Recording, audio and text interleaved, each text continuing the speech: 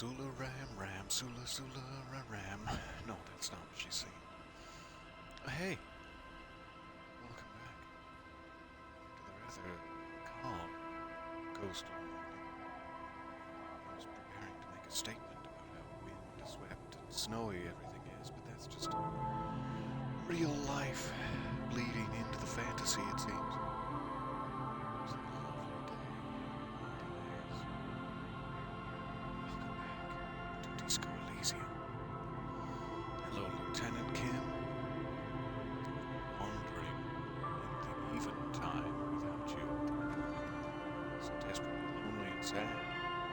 If I'm remembering correctly, our last act as Harry Dubois was to sniff Lieutenant Kim quite deeply.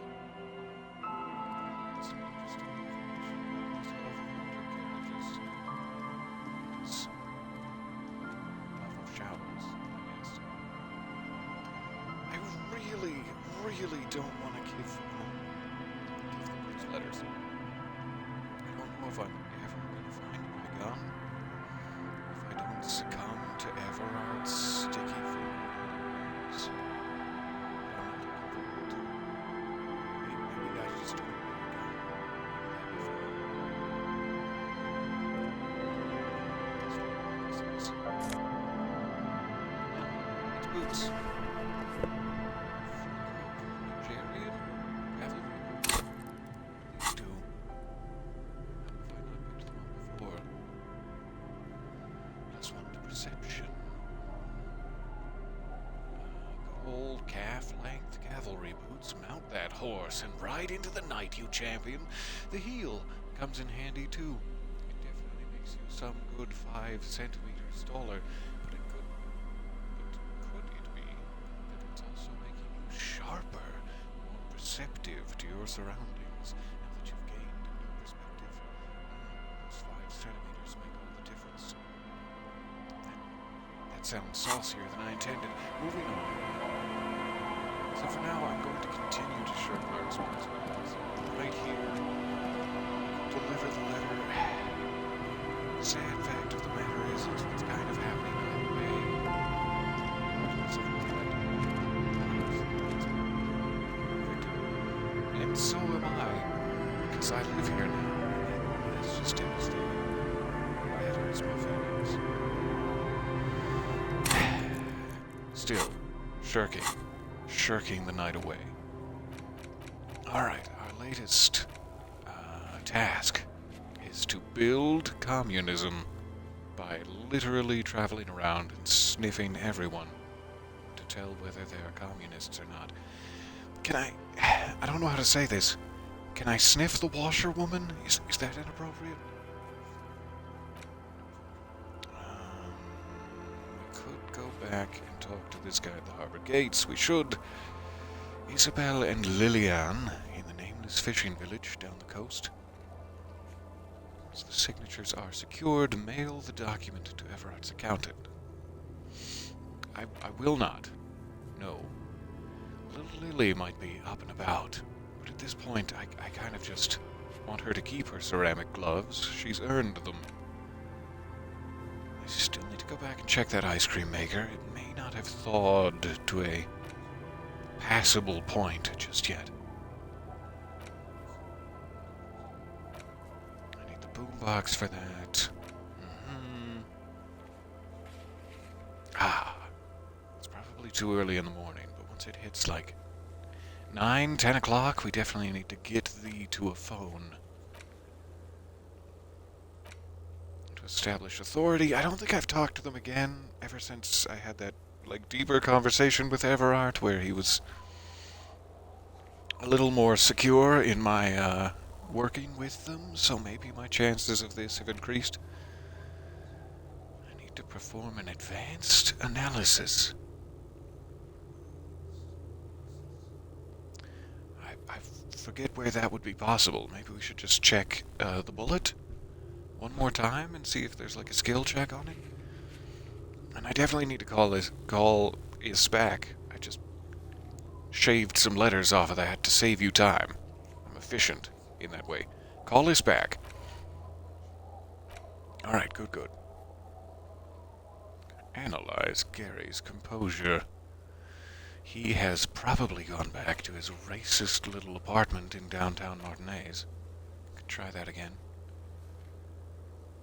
And I don't know who I'm supposed to ask here. I should have paid better attention. Alright. I'd also love to buy some pants, but that is all of my tasks for the day. Now that I have these boots, because I'm super paranoid, let's quick save it and then try to smell the washerwoman. Our tenant, the Normal morning policeman. activities. I hope the waves don't keep you up at night. What can I help you with? Oh, my dear, my darling. Nothing keeps me up at night in this glorious palace you've prepared for me, and I will forever be in your debt. I will not hand her the envelope. I'm being lazy. No. Alright, so, first things first. Can I fast travel from the fishing village? If I press the right button to do so? Travel to the waterfront. I'm going to call Alice first. Hello, hello. It is so nice to see you guys there. Sorry I was rambling. Hey! Hooligans at the wheels. What's this? How dare you? That's one brutal motor carriage. Alright. Can I call you... Can I call you P? For short? If I were a real skull now, I'd jack it, paint it in palm tree livery, then bottom light it, neon style. His companion wears a simple yet elegant slogan. The world. A snazzy shit-ripped skullmobile like this would make a fine trophy. We could, like, hang fucking shrunken heads from the side mirrors. Cops' heads. Scary tribal shit. They haven't noticed we're standing here yet. That's fine. We'll, continue to build our case against them, I guess, for these beheadings. Yeah, tribal shit. A cop carriage like this would have proper skull value. Wonder if these are associates? Let's generously call them associates of Cindy? The skull? Is that what we're talking about here? While I appreciate the interest you take in my brutal motor carriage, I have to stop you right there. The RCM takes threats directed at its property seriously. You guys have not smelled Lieutenant Kim yet, so you don't know just how deeply important this motor carriage is to him. It's just theoretical work, Copper. No basis in reality. Man, if we were certified skulls right now... If I may ask, who are you? I can tell you who we're not, cop. We're not snitches or skulls. That narrows it down. Which is not to say that the skulls are bitches and... On the contrary. The part of this presentation you want to take home with you, cop man, is we're not part of the skulls. Yet. I was trying so hard to hate you, but the way you phrased that, you've brought me around. Okay then, let's indulge in some intellectual exchange. These young men seem eager to share their beliefs. Let's start with the basics. Who are the skulls? You don't know? What kind of cop are you? The deeply incompetent kind. It's not a question. Don't get Sorry. into it. I'm so glad you asked. It's more of a... What's the word? I forget the word. It's too early in the morning for these things. Rhetorical. There it is. Oh, you're right there. Rhetoric. Hi. I didn't see you. More of a rhetorical question. Of course I do. I'm just testing you boys. I know exactly who the skulls are. No, I really don't. Let's get into the meat of it. The skulls are the most vicious gang of the Besmertnay. Something about how fancy the name of that place is dilutes the viciousness of your gang. We're so vicious, we come from Besmertnay. Besmatine, or the Besmati, the Immortals, are West Rivisholian crime syndicates. The nastiest bunch of psychos ever. jacking carriages and getting into high-speed chases. Sounds like my kind of good time. Possessing an infinite amount of fuck-all swagger, infamous for their nonverbal modus operandi. How does that work? If a skull spots you, he will pull out his dagger and stab you without saying a word. Slick MO you've got, boys. The lieutenant's voice is as calm as usual, a testament to the violence and death he's witnessed through the sight of his firearm. Poor Lieutenant Kim. I would say I hope that he's able to retire from this life of violence and death soon, but that would jinx him. He is a cop. I can't say that. They usually occupy the burnt-out quarter in Jamrock, or you can find them loitering around their brightly painted bottom-lighted vehicles. Tell me more about this bottom. I can't wait to become a skull. Bottom lights are wretched aggressive. Alright, we can ask about the murder. Do you guys know Cindy? Hey, what's with the jacket? What did the world ever do to you besides be an actively smoldering dumpster fire? Well, talking with you has definitely been, something. Do you guys know Cindy? Oh yeah, Cindy's a right proper skull. The young man's eyes glaze over. His voice is filled with longing. Perhaps he's just hungry for donuts. Or perhaps he's got a little thing for Cindy. Or perhaps he's just jealous of her established position as a proper skull. We've brought too many hypotheticals to the table. It's probably simpler than that. Yeah, a true artist of the future. Just like Arno van Eyck. By the way, if you see Cindy, give her our regards. He adds, returning from whatever void he was just visiting, dreaming of the donuts. As are we all. For all their nihilistic posturing, these young men are not lacking in youthful idealism. Odd, there isn't a hint of hate in them. It's like they're piss and fuck the world out of some kind of moral obligation. The lieutenant on your left is unusually lenient toward them. I see you kids are into hypnotic dance music. Fans of Van Eyck, are we? You know that I, too, ache for Arno. Why aren't there more skulls in Martinez? Your rhetoric is confusing. Are you a part of the skulls or not? They are not, officially. Yeah, let's slip in with the hypnotic dance music craze, since I've filled my brain with knowledge. See if I can get an in with them. Oh man, yeah. We're not fucking kids, man. Oh, sorry. You gentlemen are into erotic dance music, are you? Be wary of the abyss. His blonde friend adds, ominously, and points to his temple. Probably because of how non-verbal their mode of operation is going to be. It's a threat. Ah, threat? Those are my favorite. Don't you f with me, boys. I just wanted to talk about music, and now there's a conflict all of a sudden? It's too much. I don't know if I should posture. If I should posture at them. Oh, good. Threaten me, Daddy. But I don't. In fact, I dislike them so much I'm willing to drag you boys back to the station just to calm myself down.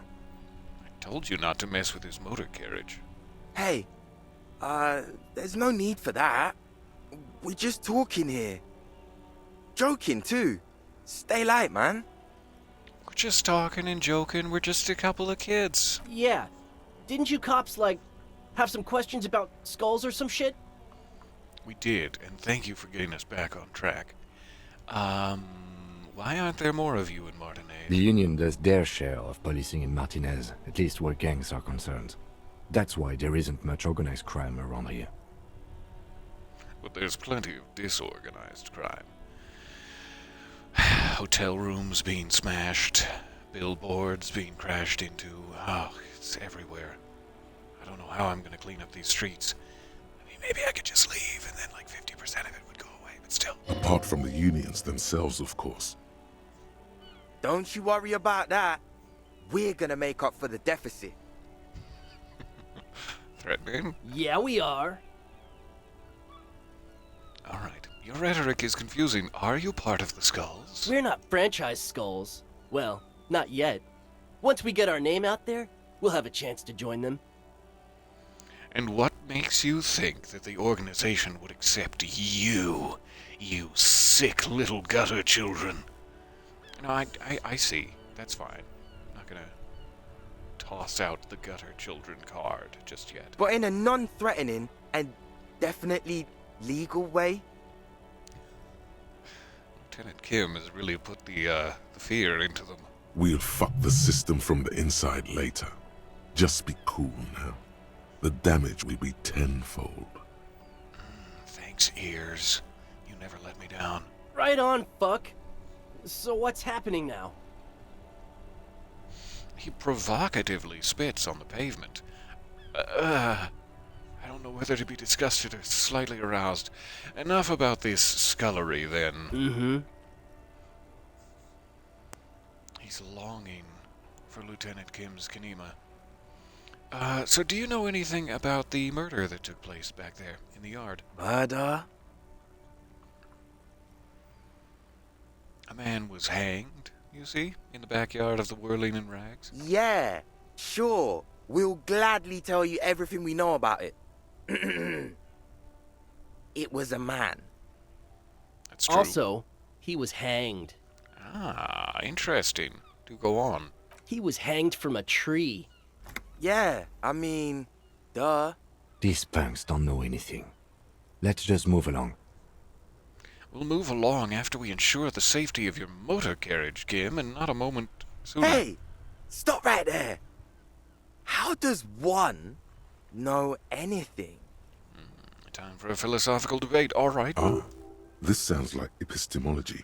A field so occupied by thought that it begins to question thought itself.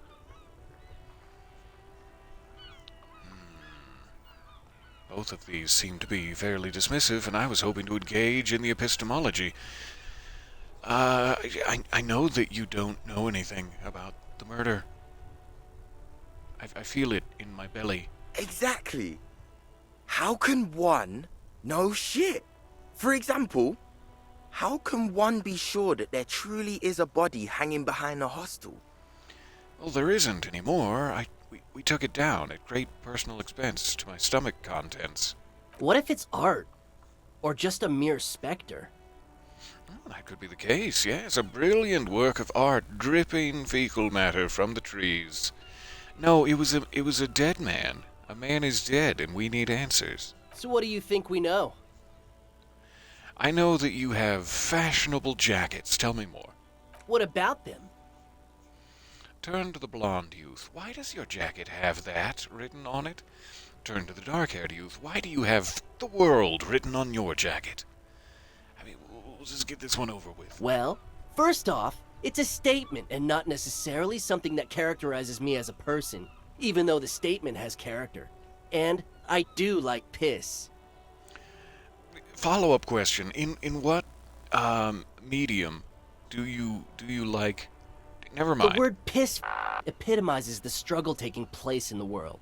Things being defined as they seem, not as they are. And, I guess, it's also about communal spirit, the future, and truly appreciating our differences. Aw, it's sweet. Also, you've got to admit, it catches the eye. And since the Grand Piper is slowly but steadily moving towards basing the economy on it, attention, it is imperative that the medium itself convey the message. That, as loath as I am to admit it, actually makes a great deal of sense. What I mean by this is, we are all piss and that the world is inherently meaningless. It seems that the young man has a certain expertise in at least one field, even if it's rather narrow. Same. So why do you have that on your jacket? Like I said before, many men keep searching for the one, for so-called true love, which is actually just obsession masquerading as kinship.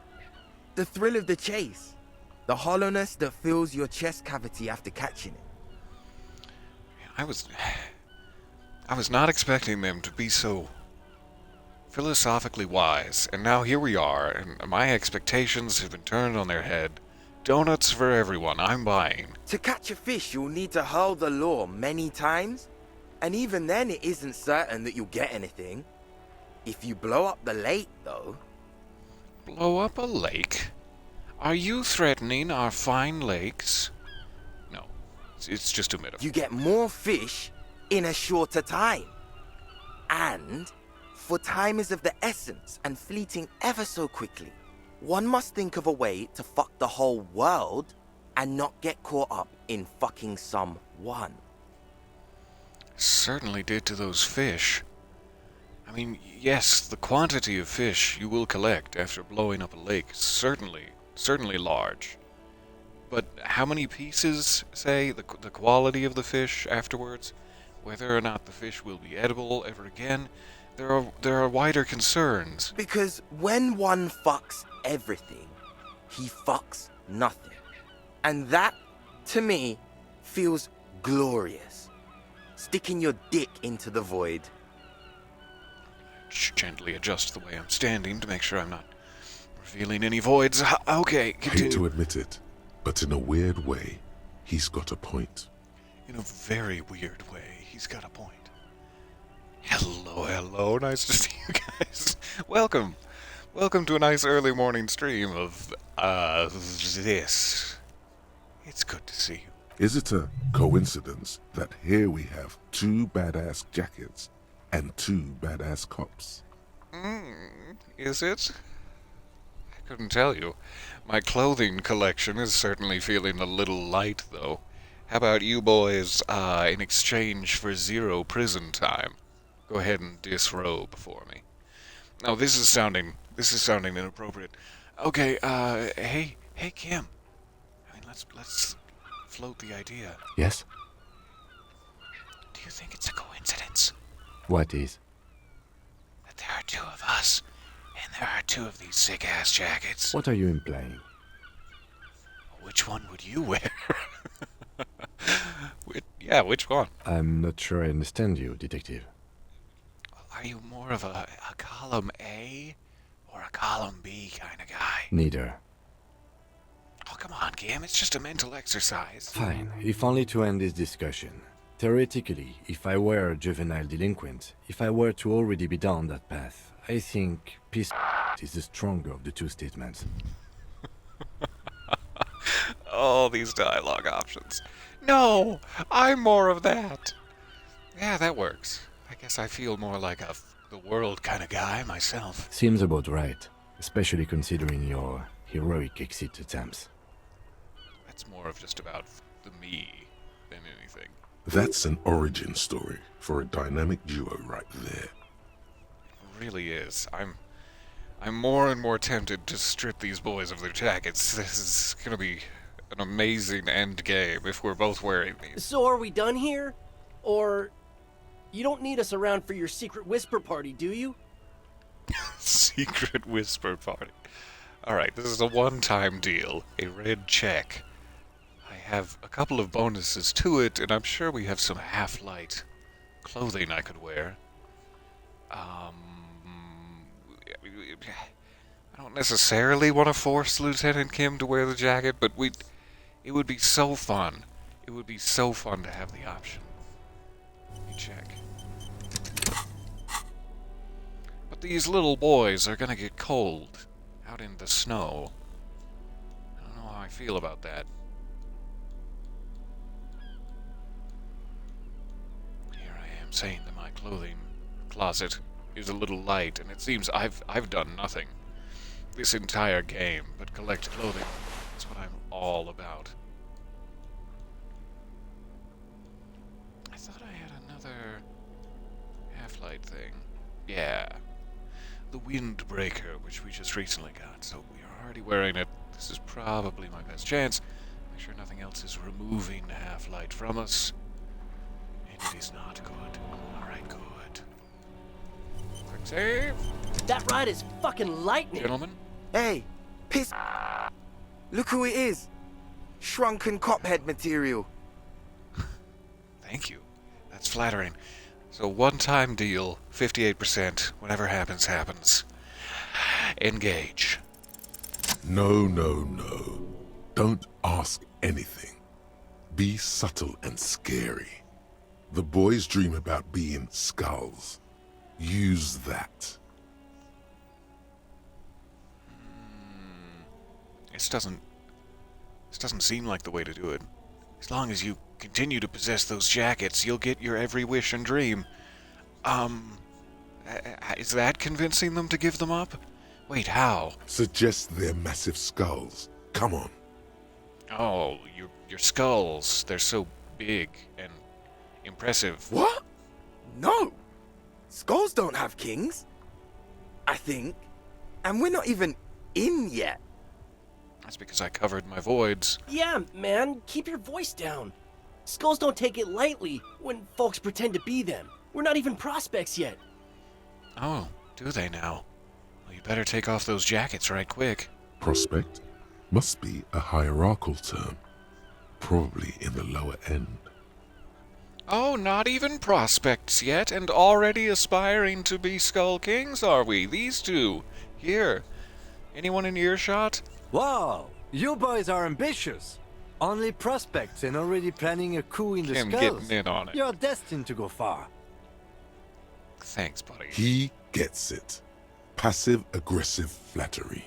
Flatter the crap out of these boys. Shut the fuck up! Are you trying to get us killed? Yeah, a little bit. Now bring it to the jackets and, yes, start shouting. Oh boy, do we want to be cool killer skulls too, like you guys. But we don't have these skull jackets that denote that we are definitely already in the skulls and planning on taking it over as sort of like a monarchical organization. Please be quiet. What? What do you want? The jackets? Yes, the jackets. You got it. No need for cruelty. Oh, Skull King, make shrunken heads out of us. You offer us your jackets like that, it would be impolite to refuse. Reach out your hand. Or, yes, the jackets. I don't know which one is going to definitely cement it. My empathy says no need for cruelty, you've already got it, so let's not continue to yell and try to get them killed. This does have a certain swagger to it, a certain mob-esque hidden power, which I appreciate. But this is just cool and directly threatening. Give me the jackets. I'm gonna go middle option. Oh, you offer us your jackets? Well, it would be impolite to refuse. Oh, man. Okay. I get it. Skulls don't really wear slogans anyway. This was stupid. Fuck. Yay. Thank you. They look cold now. I feel bad. Do you guys want like a windbreaker or a bum hat or something? Come on, peek in my pockets. Don't you touch my void. The lieutenant watches the boys take their jackets off with mild amusement. Since you said you're more of a column A kind of guy. Oh, you want to offer promotion for my channel? Viewers and followers and such? Thank you. Thanks. Quick on the trigger finger there. I appreciate you and your trigger finger. Alright, I know you said you're more of a column A kind of guy, but I think I should have it for myself. I would never rob him of his jacket. Here you go, Kim. I'm absolutely okay with not having either one, thank you. Yeah, I know. This was just an exercise in witness intimidation, I guess. Well, why not? They're a pair. We could really raise hell, go undercover, hard. I want to go hard with you under the covers, is what I'm saying. Don't you want to express your individuality? These are both good options. I want to go undercovers hard with Kim. This case doesn't require us to go undercover or raise hell. In fact, I don't think the jackets will be useful at all. I just wanted them to not have them anymore. Yeah, that's fair. Cold-hearted cop. Well, whatever, I'll take both of them then. Still, It's good to know we have a pair in case the need arises. I'm gonna leave the door open, just in case he changes his mind. The need will not arise. The need may arise. You never know. My undercovers are always open to you, Lieutenant. The jackets are meant to complete each other. If a man was standing alone on a street corner with his written on his back, it'd just be an individual that has taken a liking to urine.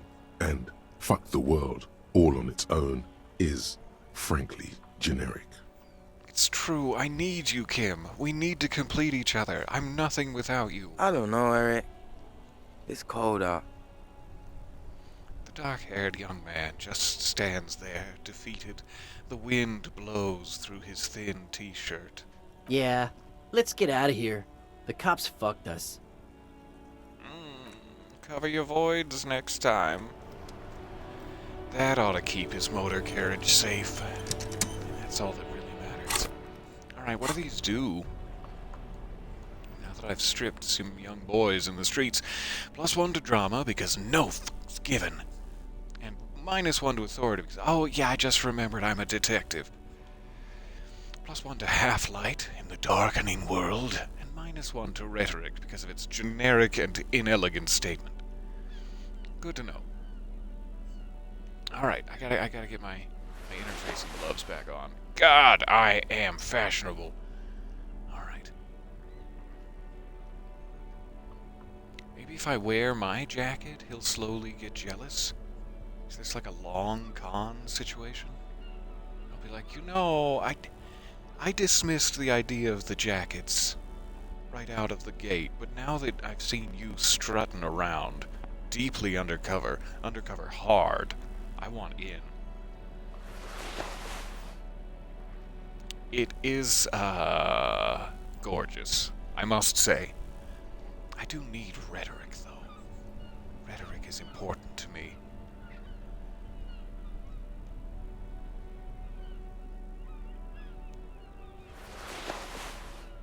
That's just oddly gorgeous, especially when combined with my gloves. Let's wear this for today.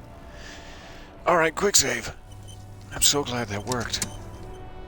What were we here for? Alice, hey.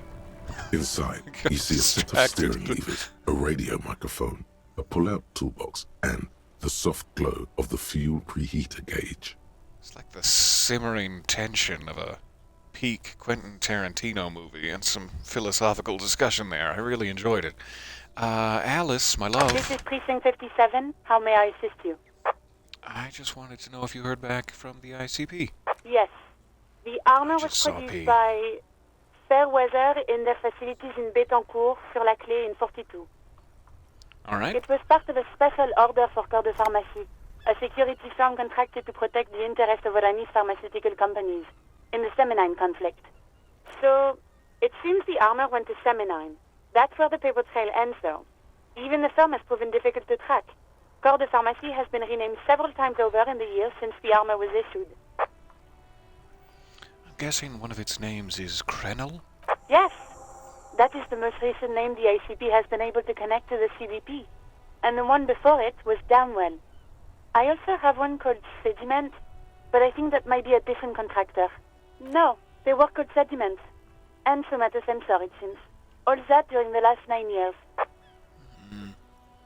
So they've been likely causing massive PR incidents and changing their name every few months. Alright. Armor like this isn't mass-produced. It would have probably been fitted.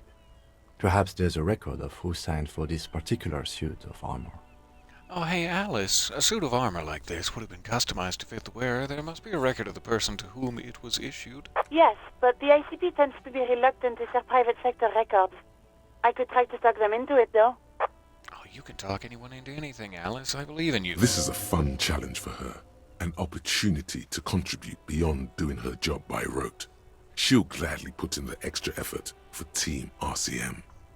Yes, thank you, officer. I really appreciate your efforts in this case. Glad to help. Call back tomorrow. Hopefully I'll have more for you then.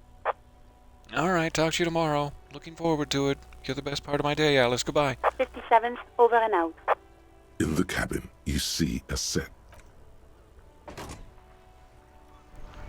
Lieutenant Kim, if you heard that, I was just, I guess, trying to sweet talk Alice a little bit, big her up to do her job well, but you're the best part of my day, let's be honest. Now, would you wear this jacket with me? As friends? As colleagues? Alright, good. Learned a little more information about the armor. So, since we're right here, let's try to talk to Tattoo Man about the tattoos. I'm going to leave the door open. Is that a code for those back flaps on pajamas? Yes. I will always leave my door open for Lieutenant Kim. There. Do you smell that? I smell communism! Can you not detect that inimitable whiff of dissatisfaction and restlessness? That sense that the world is in need of dramatic, even violent, reordering?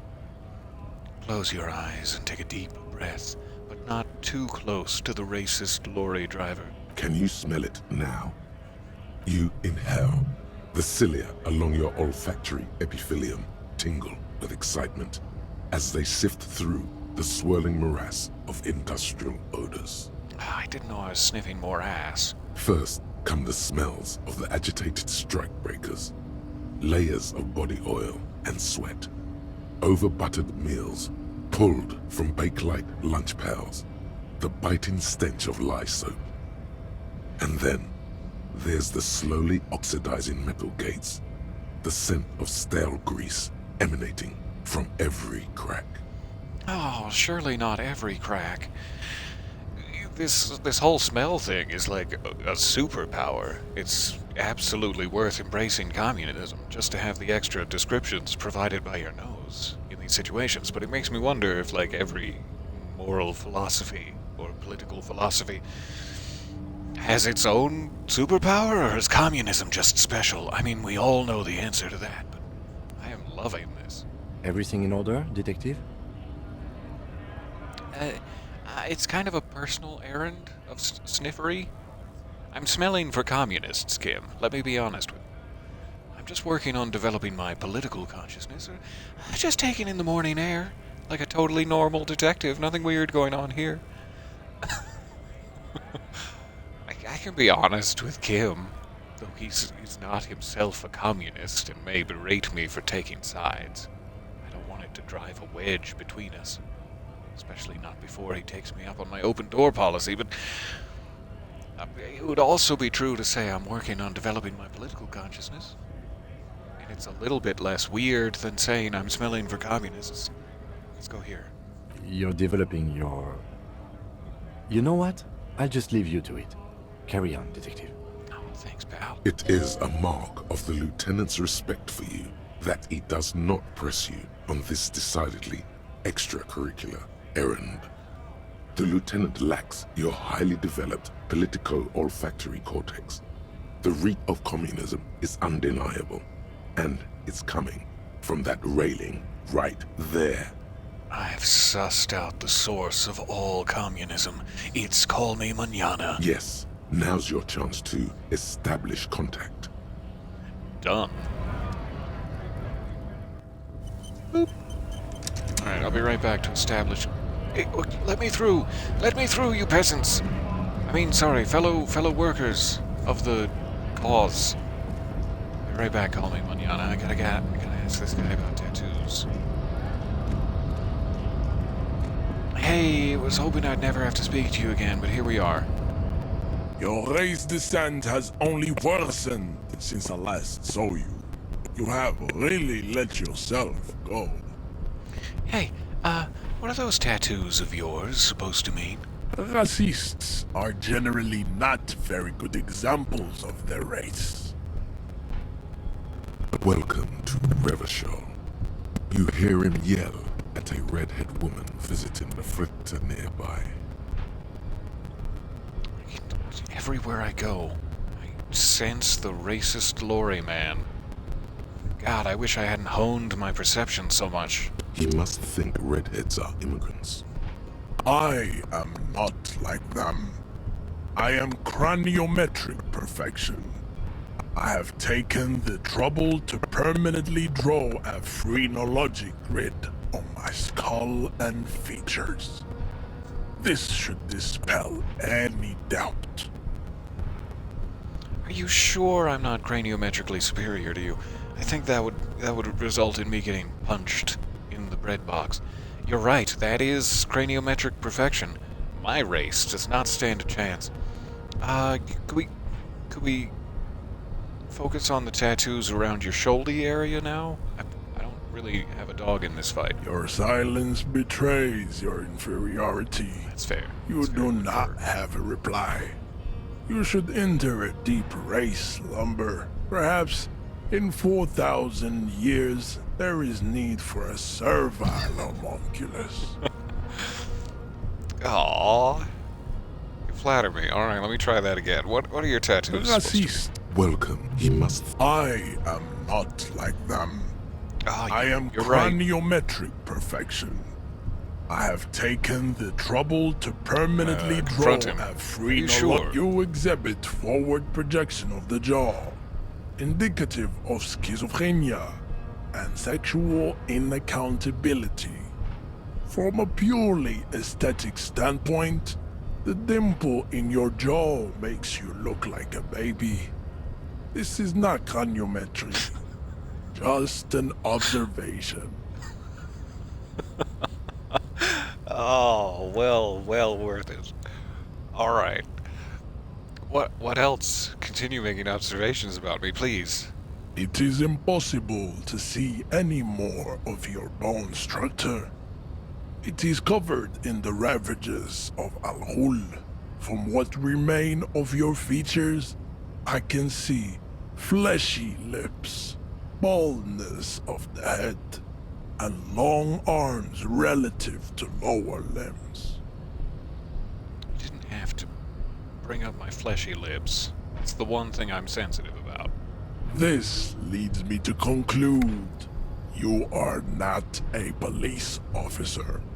You are a common criminal, an offspring of murderers and sailors from Sur-la-Clé and Vesper, and possibly even the degenerate sheep herders of Ubi. Interesting. So one of my ancestors was Sur la Clé and the other Vesper? Your racial heritage is uninteresting. It is the same as all Rivasholians. Your parents and their parents made the decision to reproduce while under the influence of Al-Hul. That is the only reason you are here. Ouch. You cut me real deep. Alright, while we're here, Racist. final option. Well, he must. I am not like You're them. right. You are I am craniometrically perfect. Tell me more. craniometric correct. Ah, that was quick. Alright, so all we know about his tattoos is that they are to denote his superiority. Perhaps the same is true of our corpse friend. Thanks, buddy. I gotta go talk to a man about communism.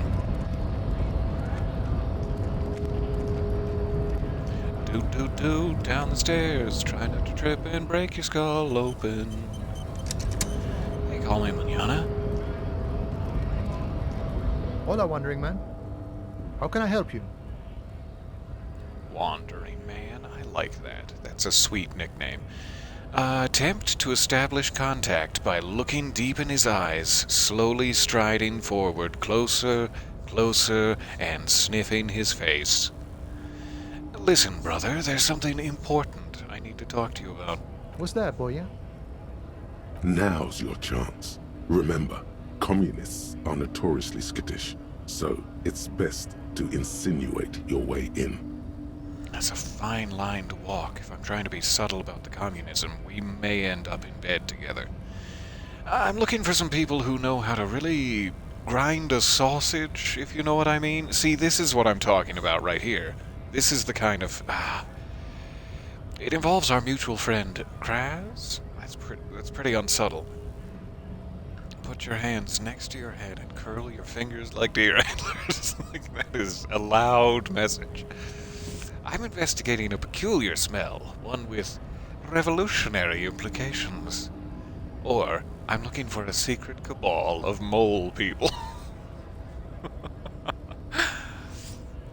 I mean, I could use the sausage grinder metaphor.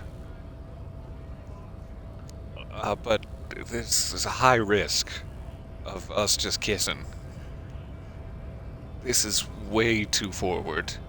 I don't know if communism manifests itself for Call Me Manana in an olfactory sense, so this is a bit of a curveball.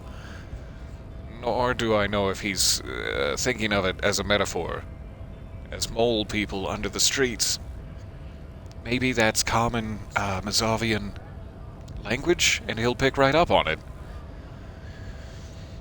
But this seems like the safest bet, and hey, if we end up kissing, we end up kissing. As long as he calls me Manana. Have you tried a butcher shop? Oh, you are good. You are good, sir. Looking for a secret cabal of mole people. You might have to look elsewhere for help with that. He is not aware of that metaphor that I made up in my own head. Okay, Good to know. maybe it's time to abandon the subtle approach.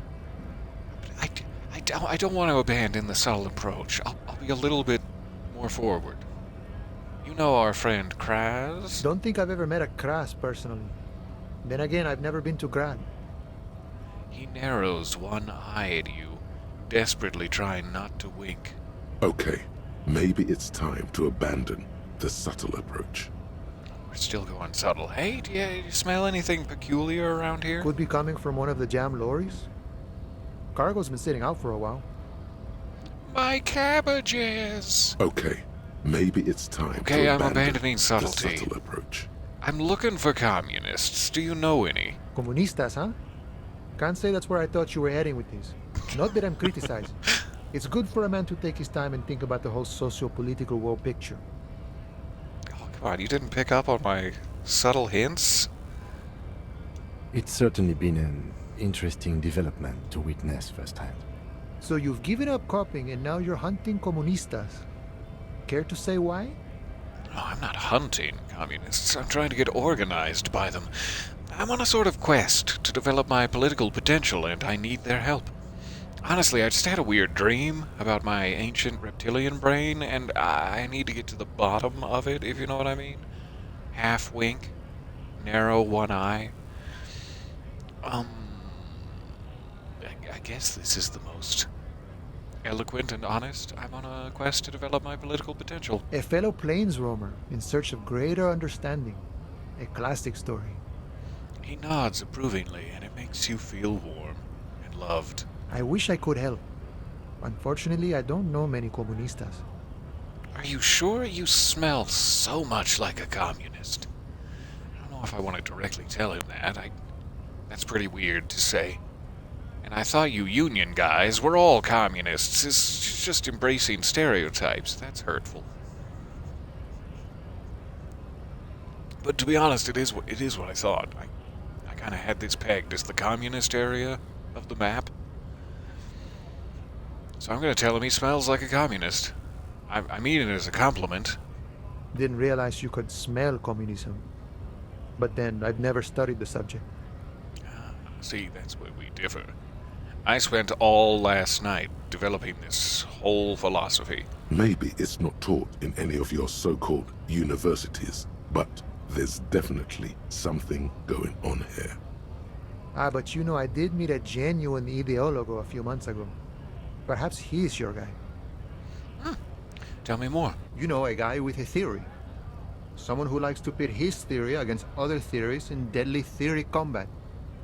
Is this anything like Robot Wars? How did you meet him? It was late one night as I was leaving the arbor. He was waiting on the corner in a bright white jacket. Classic Sarameritian style.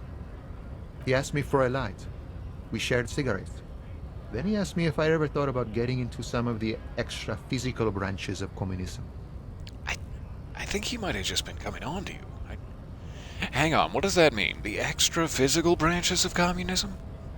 Actually, what did you tell him? The same thing I always tell people who try to press some claim on me. I said, every boyadero rides alone. That's so freaking cool. I love you, call me manana. Alright. It was Try late another one. He option. asked me for a light.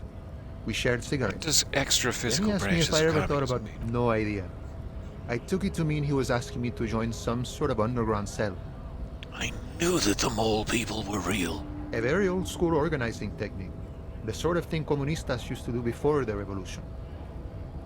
That's an extremely cool way to establish contact, and I wish that I'd thought of it instead of every question I just asked you. It was alright.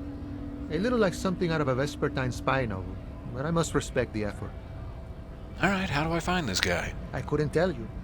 Once I declined his offer, we finished our cigarettes and he disappeared back into the night. Just before he melted into the shadows, he turned to me and said, "Remember Dobrava and Abadanais." And then he was gone. Who's that? I don't know. Guess not everyone remembers. A tight half smile crosses his face. What did you think that it meant? Been wondering about that myself. Some comunista inside talk with me.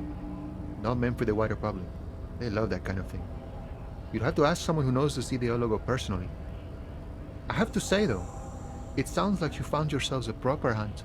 The man whispers a jaunty tune. A coastal breeze ruffles his hair.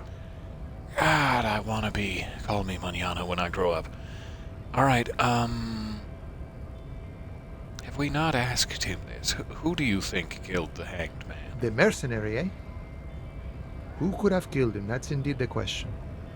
Why even do such a thing? Everard says that tight-ass Hardley and his boys killed him. That's so. I haven't heard anything about that. But if that's true, well, he was an enemy combatant. Wait, what does that mean? An enemy combatant? I've never heard these words. He was an agent of the opposition, attempting to undermine our honorable efforts. Were you involved? Though I would never accuse you, and I know the answer to this right away. Trust me, call me manana. You are my hero. I would never put you in danger. I ain't the murdering type, but that's just me. Large organizations like our union have all sorts of men, with all sorts of skills. You know anyone who knows how to make balloon animals? I'm trying to put together a little celebration for me and my partner here. It's an emotional manipulation tactic to get him to wear a jacket that says something very inappropriate on the back of it, but I could really use those balloon animals. He believes the Hardy Boys could have done it. Understood. This has been of limited use. Still, thank you. No problem. I wish the best to you in your search. Sure, I'm glad it's not my Thank search. you. European cheek kiss goodbye? No, that might dislodge you from the railing. It's dangerous. Maximum of one kiss before you just go tumbling. Okay, we talked about the tattoos. Did that, progress our task any?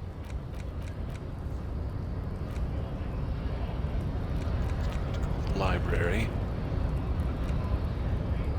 Alright, perhaps another mercenary can tell you more about the Hanged Man's tattoos. So we have to find and converse with two of the living mercenaries. Fair enough. Roam the streets just a sniffing out comrades. I can't wait. Ah, that's right. We should go talk to Moral and Lena in the Whirling. Ask her about her Celindian phasmid experience and tell him we checked the traps. I don't think I did drop my bottles off last night. I think I completely forgot. The tear machine stands. Your bottles clunk into the machine. 30 cents. Sweet. It has been a while since we've talked to the store clerk. Let me just make sure there's no new options. Days have Is this progressed. about the questions again? There are no new options as the days have progressed, alright. Racist lorry driver, how dare you? Were I wearing gloves, I would slap you across the... Hey, wait a minute.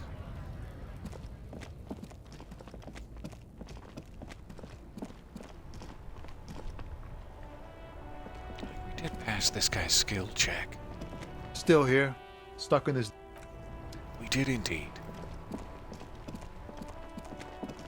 Alright, into the whirling.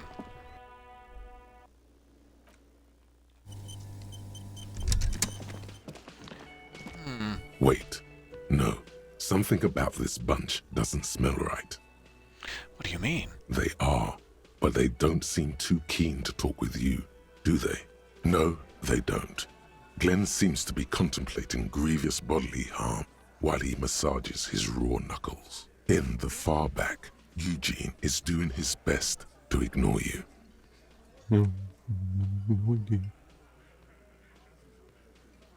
Meanwhile, Angus keeps shooting you furtive glances and mumbling uneasily to himself as our narrator seems to have abandoned us. And from his perch Oh, you're at back. the end of the table, Titus Hardy himself stares at you with a cold contempt that makes you want to leave the cafeteria straight away. I thought we were just beginning to be friends. What's changed? Besides, you're pretty sure they consider themselves social democrats. Oh, you guys do not smell like communism. I'll go this way. I'm so happy to have that nose sense. It has given me so much info. How's this looking? Behind the dockworkers, a ceiling-height window. The hawthorn branches scrape the glass like bony fingers. It is still not time yet. Fair enough. Revert your gaze! Lena, can I get you another blanket for your cute little lap? How you been? Oh, sweetie, I don't even know how to thank you for finding my husband and helping him out. I hope we haven't been too much trouble for you. My darling, you could never inconvenience me for even a moment. I'm basically also a cryptozoologist now. Yeah. Let's, get laminated cards, I guess? I knew it. Oh, that makes me happy. Like, I knew it. I knew this was gonna turn into a bigger thing. I tried to steer us away from it. I'm not surprised. It's already getting out of hand. Well, in that case, sweetie, let me give you a small token of my gratitude. It's a tie, Mexican origin. The pin is an antique, quite special to the cryptozoological community. I can't wait to see this. An 8-eyed Terratorn tie. The little silvery knob holding the tie together feels warm in your hand. It's in the shape of an avian skull with 8 eyes. Wildly badass. I feel like I can't really part from my horrific talking necktie, but we'll see. You could ask her about this when you get the time. It's probably a cryptid, but the phasmid, of course, is more important. You little secret keeper, you never told me you've seen the phasmid. Oh, you don't want to hear about some old woman's ramblings. No, and Lieutenant Kim doesn't want to hear about some old woman's ramblings. I definitely do. Ramblings? Nonsense.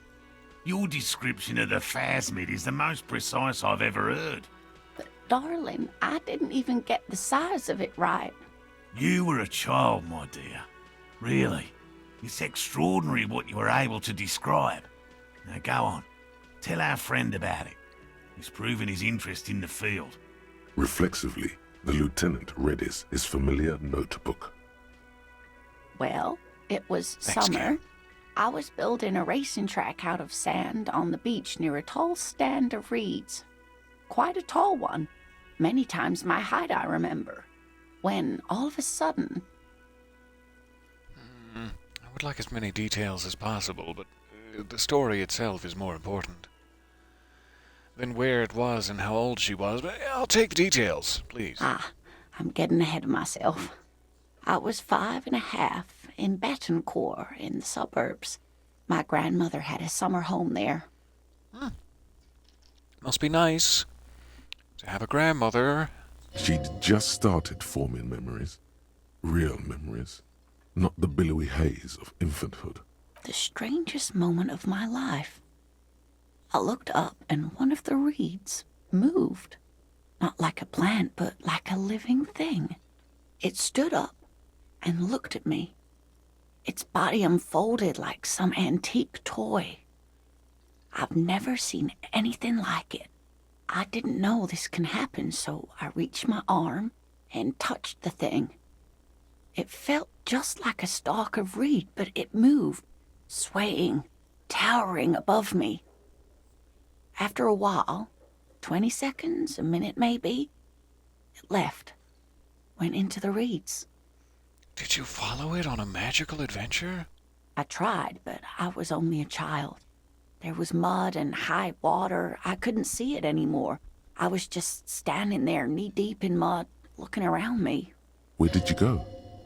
Don't go. Then what? I ran back home to my grandmother and asked her if reeds could walk, and told her they were looking at me. Of course, she just laughed at me, but I knew what I'd seen. For years, it was a story I told at parties when I wanted to impress boys. That sort of thing. Of course, most people just took it as a strange, amusing anecdote. So did I, honestly. But then I met Morel. We were on a date. Can you imagine? She tells me a story, and it's the most detailed report of the Insulindian phasmid I've ever heard. The sounds. She told me it hissed. It did, yes. Like reeds in a gust of wind. The way it moved, the colour, how some of its limbs were white, like marble. It matched perfectly with what I know from other accounts. It was amazing. If it weren't for Lena, I might have given up hope years ago. It's no exaggeration to say that she restored my faith in my profession. He looks at her with admiration, as do we all, forgetting a wide smile on his face. You two were on a date? That's hardly important, but yeah. His limbs are white. How big was it? Maybe you imagined it, Lena. Kim, what do you think of this? Kim, chime in here. I thought it was a wonderful story, ma'am. He closes his notes and gives her a simple smile. He is such a nice man. He hates all of this and desperately wants to get back to the case, but he is so sweet and understanding. But I don't believe it. A child left unattended on a warm day. Children make up stories and then end up believing them. That's how most of the world works, yes. Its limbs are white. Not all of them. There is some white coloration reported, along with beige, where the camouflage ends. And how big was it? It's hard to say how big things are when you're quite small yourself. To me, it seemed to be taller than I was then, but that's probably not the case. So, you two, did you, get a nice dinner somewhere? Did you hold hands? Give me the details. Our first, yes. The woman looks at her husband tenderly, but will not be providing any additional details. Thank you for sharing this with me. You're welcome, sweetie. I do appreciate the chance to relive it whenever I get one. It was just such an impossibly sunshiny day. So warm. And she could get up and walk right into the reeds on her own, into the mud, anywhere. All right, we can probably return to talk to her about cryptids another time. That's what we really needed to know. Let's talk to Morel about the traps.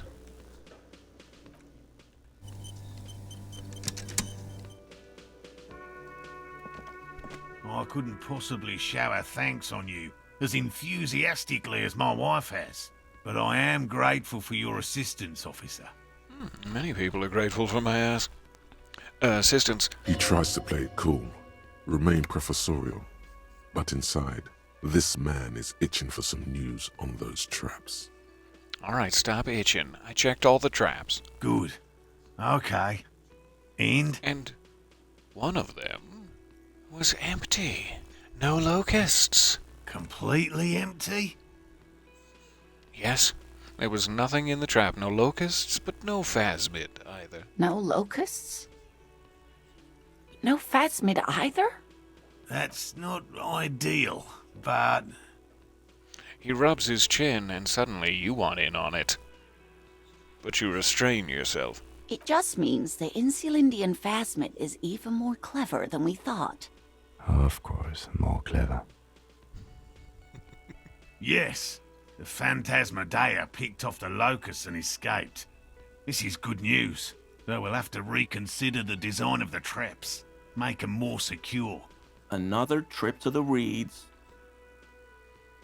Gary? Where the hell are you? Where the hell are you coming in from? Maybe that's him sitting on the bench. I don't know. Yes, that's exactly what it is. What a deft hunter, this phasmid. Yeah. Of course. Be sarcastic. Unless you have an alternative hypothesis you'd like to venture, mine stands. Okay? I wasn't being sarcastic. I'm fully in. Give me my laminated card. Actually, no. Excuse me for getting emotional. This is a big deal for us. You've helped us twice now, and brought some great news too. My gratitude, and the gratitude of the Société Cryptozoologique de Ravachol, is yours. Heartfelt gratitude.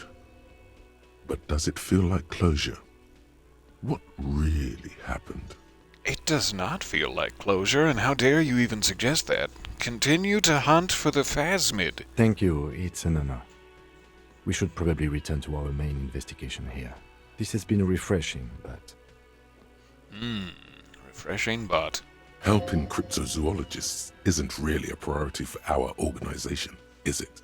The lieutenant looks out the window, impatiently. Yeah, I'm sorry, Lieutenant Kim. I'm sorry. This is a white check. Good. Should be able to save it. 72% chance. Lena and I were just discussing the design of the new trap. I know my yellow gloves increase interfacing. It's probably a high enough chance not to have to go rooting through my closet. Let's try it. Consider the way the Yay! empty trap was disturbed, as though shaken. Most likely the hands of a young person. Hands small enough to fit inside the trap, too. Kuno, you little scamp. I'm gonna slap you around a bit. No, I won't. It's very important to me that we not add to the abusive history of Kuno. You should ask the red-headed boy, Kuno. I know, right? I think a little hooligan called Kuno may have stolen the locusts. God knows what he's doing with them. I shudder to think. A little hooligan? But what would a child want with bugs? Oh, this isn't a child, no. Oh, my dear Morel. You've been an old man for too long. Kids love to torment insects almost as much as they love to torment old folks. I'll go talk to the little gremlin and see if anything comes up. Delinquents. My favorite. You know, it doesn't sound like it's really his favorite. Oh, you've been such a dear to us. Please, let us know whatever you turn up. I have a feeling we're getting so close. You and me? Or, oh, to finding the I see what you mean. I got excited. Well, I see you've got all the help you need. I'll see you tonight at my place. Let's play suzerainty, but no more field trips for me. Could we not meet at your place? Could we meet literally anywhere else? This is a slippery one. He may respect the law, but mostly wants to pass under the radar. You won't get a chance to talk after you walk out of here. Okay. He hasn't been particularly forthcoming before. He may well still be hiding something. After he's left, it's too late. Really, Gary? We're getting somewhere here. I'd love to play suzerainty, but... Lena, I'm sorry, but you're not getting anywhere. It was some kids. I know the little mutants around here. Leave anything out in the open and they'll steal it, even if it's bugs. He looks at his tea, seemingly waiting for a young child to come along and steal it. Morel, it's been fun, really, but I need a bath and I have deliveries to handle. When this tea is done, I gotta run. That is a kick-ass slogan. Gary, the crypto-fascist, for governor. When this tea is done, I gotta run. mean, yeah, you probably get some votes with such cleverness. No need to apologise, Geary. You've been more than helpful. We'll have to take a rain check on that game of Sue's Rainty today, though. We're gonna follow this through. A Sue's Rain tea check, is it? Thank you both for your time. I'll get going now, take my puns with me. Right, Gare Bear. You look like shit. This is not Gare Bear. This is a very imposing man with sunglasses that I should not have addressed so casually. Your ruffled face reflects in the man's sunglasses. No, don't look at it! Don't look at what you look like. And I don't mean that as a metaphor. Hey, you look like asshole. I don't look like shit. I know. It's intentional. This is a fashion choice. Well, the last couple of days have been rough. Hey, looks don't matter. It's what's on the inside that counts. And if you could see inside of me, you'd be even more disturbed. Who are these people? I don't know how I want to play this if they're, going to kill me. The last couple of days have been rough, though. Let's grope for excuses. Oh, don't be so modest. We're looking at several months' worth of damage here. Kind of a miracle you're still up and at it, to be honest. Oh, come on, Jean. It looks like it's been a rough week on him. Well, that's mean. That's a mean label to put on this fine, beautiful lady. It's not just this week. What you want? Nothing?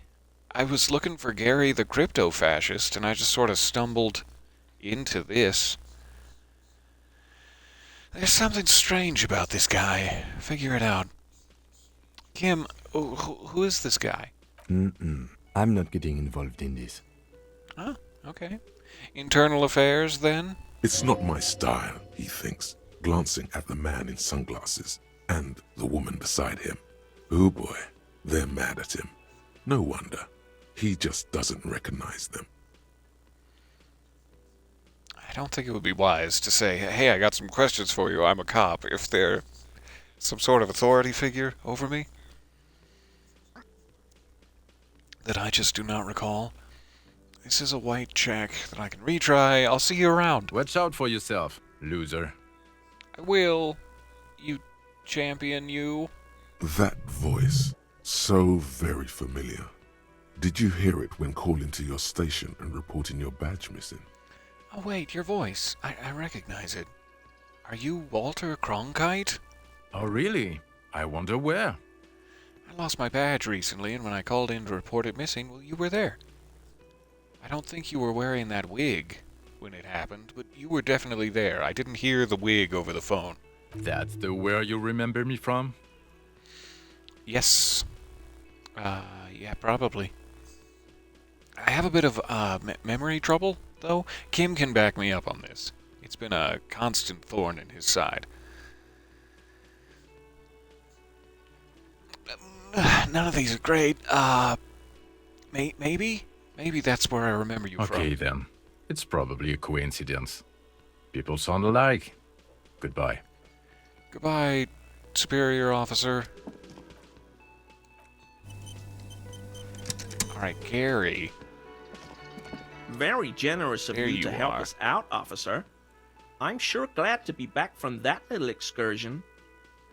You're a little more, how do I say this? Doc Brownie in the 3D environment than I guess I was expecting from your profile picture, but okay. Yellow man. I mean, officer. Wow. Cuff him. Kick him in the nards and cuff him. Alright, still very low chance of getting him to reveal his ceramic armor. That's a shame. So, Gary, you live nearby, in an apartment in Martinez? Is that correct? Sure do, officer. His eyes narrow slightly. He's wondering where this is going. Have you perhaps, found your door open lately? Drafty, was it? You're a big man from Hjelmdal, aren't you? Mr. Clare must be very angry with you. I kind of think we asked him these. These seem very familiar, and yet they are all unclaimed.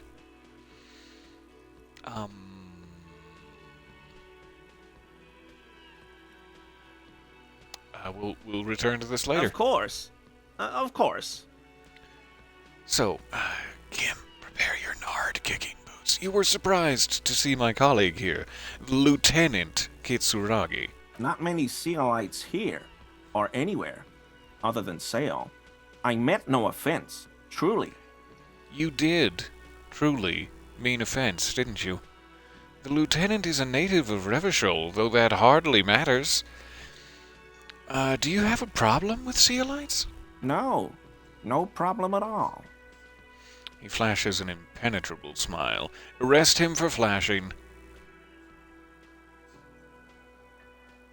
Not many Sealites here, or anywhere, other than Sail. I meant no offense, truly. That doesn't matter. No, no all right. problem at all.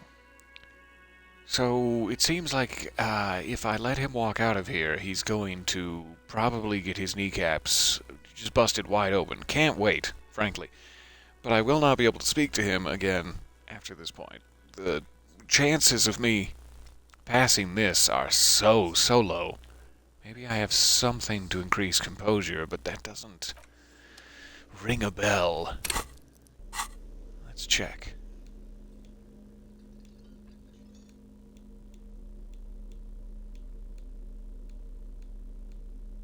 Nothing is limiting my composure. Ah, green snakeskin shoes. My favorite. Alright.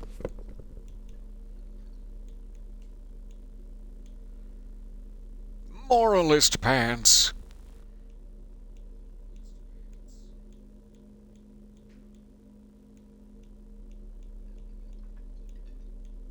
I'm gonna get Kim to wear this jacket.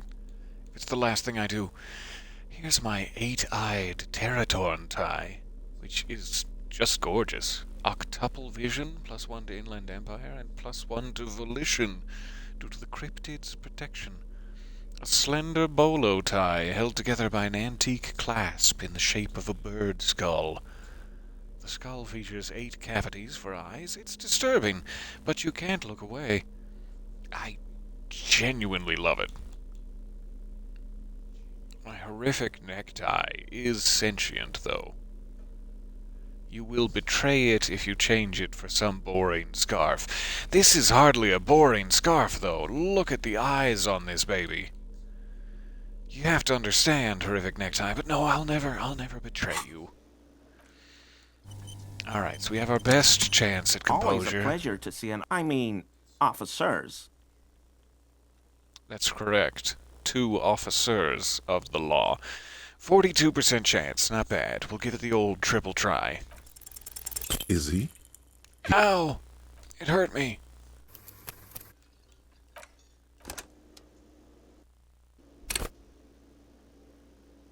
Oh, shoot. They saw me coming. And he no longer exists. Well, I don't know why I wasn't expecting that to happen. Interesting. I'm going to try one more time, just in case something went wrong. He's standing there in the thumbnail. I mean, come on. Okay. No ceramic diaper for me. That's fine. If that's the case, I'm going to change back into my super fashionable shoes. Yeah, baby. Okay. Don't need to talk to them. I do need to talk to Kuno, and I should probably talk to Titus. I guess good to know that if there's like an imminent event, you may not be able to cheese it with your quick saves. Looks like the circus left town, but the clowns are still here. Oh, hey, buddy. Still very, very low chance of this. I did talk to Joyce. The merc you hanged His friends are coming for you. Me and Everard talked, and he promised you'd cooperate. This is probably where we should start. I also did find someone who saw the hanging. And she saw, let's say, 7 people at the hanging. We'll start here with Everard. Oh, so you went and talked to my mommy, and now she's making me play with you. Is that it, lawman? No, that's not it at all. I mean, in a sort of metaphorical sense. I see where you're coming from, but... And what's gonna happen if we don't? You gonna go and tell on us? Oh, very mature, guys. You know, if you're in sort of a standoff trying to prove your authority and you have to resort to saying, "Oh, very mature, guys," you're not really winning. You're not winning. Why don't you push me some more and find out? I would never tell on someone. I would definitely tell on someone, let's be honest. Very mature, you know that Everard sent word. Come on. Yeah, I heard him. The fuck do you think I'm doing here? You'd have your ass handed to you if it wasn't for the boss man's word. I have been looking for it. Do you have it on you? Let me state this very clearly, Capo. Hello, officer. I'm Titus Hardy, and these are my boys. Hardy boys. How may we assist you? Your boys do look quite hardy. I agree with the moniker. Explosive laughter follows. To his men, Titus Hardy is a golden god. They want to laugh at his jokes even before they leave his lips. This guy is a born leader. His soft, plump lips. Sorry, I was distracted. But having Everard back you up like that did seem to have some effect. Yeah, it did. 28%. Oh, I'm soaring in the percentages. Look at me run. I found someone who saw the hanging. A witness?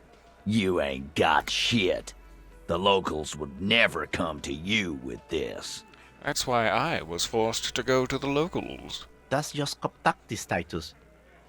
Next, he's gonna tell you one of us already roll on the others, and he's in witness protection. Sounds like some sort of, bronchial disease. Coptatitis. My witness isn't a local. I forget who my witness is, in all genuine fact, but this is probably true. Well, let's hear it then. Who is your mystery fella? This goes without saying, but nonetheless, don't give out his name. Yes. Ah, that's right. It's the... What is he? I forget the, trade organization he was from, but I absolutely remember him. Who he is irrelevant. He's a high-ranking government official. That might even be too much information. Let's say who he is irrelevant. It's like you said, Al. Copper's coming up with this on the spot. There is no witness. I'd rather protect the witness than get bonuses, so sure. I've seen this shit a million times, Titus. Fly fishing. They are desperate. Tell us, Copper, what wacky claims did he make? Witness said the hanging went down very quietly, no shouting, no commotion, as though he was already shot in the face prior. The witness said he saw 2 people of Areopagite descent and 1 Mesk. The witness said it all looked like a surreal play. Yeah, that's important. That's important to the facts. Both of these are somewhat important. This one possibly more so. Give him the old number 2. Arabagite? Boss, I think he's trying to say me and Theo. Well, yeah. What is confusing you? Eugene, Theo, and Elaine were there too. I already told you. We were all there. Yes, when you admitted to the murder, I remember. The witness said that it went down very quietly, with no shouting and no commotion. It's you assholes that feel the need to go around like a fucking brass band. The Hardy boys are dead silent. But deadly. Yeah, it's like they put cowbells on you before they send you to the streets. What's with the cowbells, policeman? You wouldn't understand fashion. They're avoiding having to answer this question. I'd imagined you guys drinking and singing songs. What's with the funeral silence, huh? We were drinking, weren't we, guys? I hit the bottle hard. I was drunk as fuck. Right, I'm convinced, Glenn. Nothing off here. Just a regular hanging. Bullseye. Glenn looks around uncomfortably. The lieutenant hit a nerve. I guess this could be important from the angle of it being a complete farce. Like, you took a dead body and you pretended to hang it, and there was no struggle whatsoever. So we'll say this too. That means absolutely nothing to me. Yeah, Sounds like some made-up horse shit. It means the whole scene was long and drawn out, like it was from a film. What is this fella's problem? Sorry we didn't make it more action-packed. It wasn't the first thing on our minds, you see? You could have put your back into it. Come on. Really sell the hanging. Shanky. It's Shanky, right? I thought there's something wrong about the lynching story. Now I know there was. You don't know shit. I know you are lying, Shanky. He writes, I know that Shanky is lying in his notebook. Nothing. Nothing at all, I guess. Great witness. He must be really parched, because he takes a giant gulp of beer. Feeling nervous, are we, tight ass? So much bluster to hide the fact that they're uncomfortable with you having this info. 42%. So I also talked to Joyce. And I'm gonna make you real nervous with this last bit of information. Do any of you, if you turn around, see a bullseye right on your ass? 'Cause you certainly should. Yeah. By friends, you mean his squad mates from Crenell. Shanky sounds like Linda from Bob's Burgers. I'm gonna have to talk to him again now. Hello, Ellie. Nice to see you there. Welcome, welcome. Sorry I was distracted. Titus sounds like Jeff Clement. Yeah, I could see that. I have to ask Jeff. Have you been a tight ass lately? No, we'll find a different way to ask it. That's not nice. Wouldn't want to beat up his grandma. What? You were gonna beat up his grandma? What? Write this down, Lieutenant Kim. Titus did his best, but his men are a bit unsettled. A bullseye on the ass will do that to you. Yes, they're forming some kind of, tribunal, and they're coming for you. This is almost more sinister. Oh, no, never mind. Forget I mentioned it. It was probably nothing. They're forming a tribunal, though, in all seriousness. This is what happens if you take the law into your own hands. Other people start doing it too. Let them come. The Hardy Boys are right fucking here. You're really gonna let this fine cafeteria become disheveled with your combats? You heard the man. Right here. We're armed. We got the whole district behind us, and Glenn. Glenn is fucking crazy. Glenn is your ace in the hole here, I guess? Yeah. A well-oiled murder machine. He punches Blondie on the shoulder. No, that's how food fights get started. You stop that. Do you know that a single Ceres giant hornet can kill 40 bees a minute? I didn't know this metaphor was going to make a comeback, but I love it. Not sure if it's going to mean anything to them, but we'll try it. The fuck is that supposed to mean? Well, you're the bees, see? Buzz, buzz. And they're the hornet. We're not bees. We're men. We're socialists. Socialist bees. Easy, E. He's trying to phase you. What are you trying to do? Scare my men? I thought that would be obvious by now, yes. This Krennel is bad news. You know that, right? So are the local gangs. The Oh, fucking God. All Barmy over me. army and the Madre scum. You've been out there. Seen any around? Yes, I've seen snipers on every rooftop, and there was one guy who was wearing a bear head, just like it was nothing. Still dripping. Still dripping fat and such. They're coming. Yeah. Where are they now, huh? Sent back to Madre in an airtight cargo crate. These people are trained military professionals. Special forces, as you said. They're not a gang or barmy army. No, they're not. They're uncoordinated and drunk. We know more about them than you think. Take notes, Lieutenant Kim. We're finding out about the mercenaries. They are, however, armed with automatic weapons. Do you have automatic weapons, Titus? We got weapons of our own. We got Ister 50s, Zeeligers. Glenn's got a knock cannon at home. Will they pierce ceramic armor?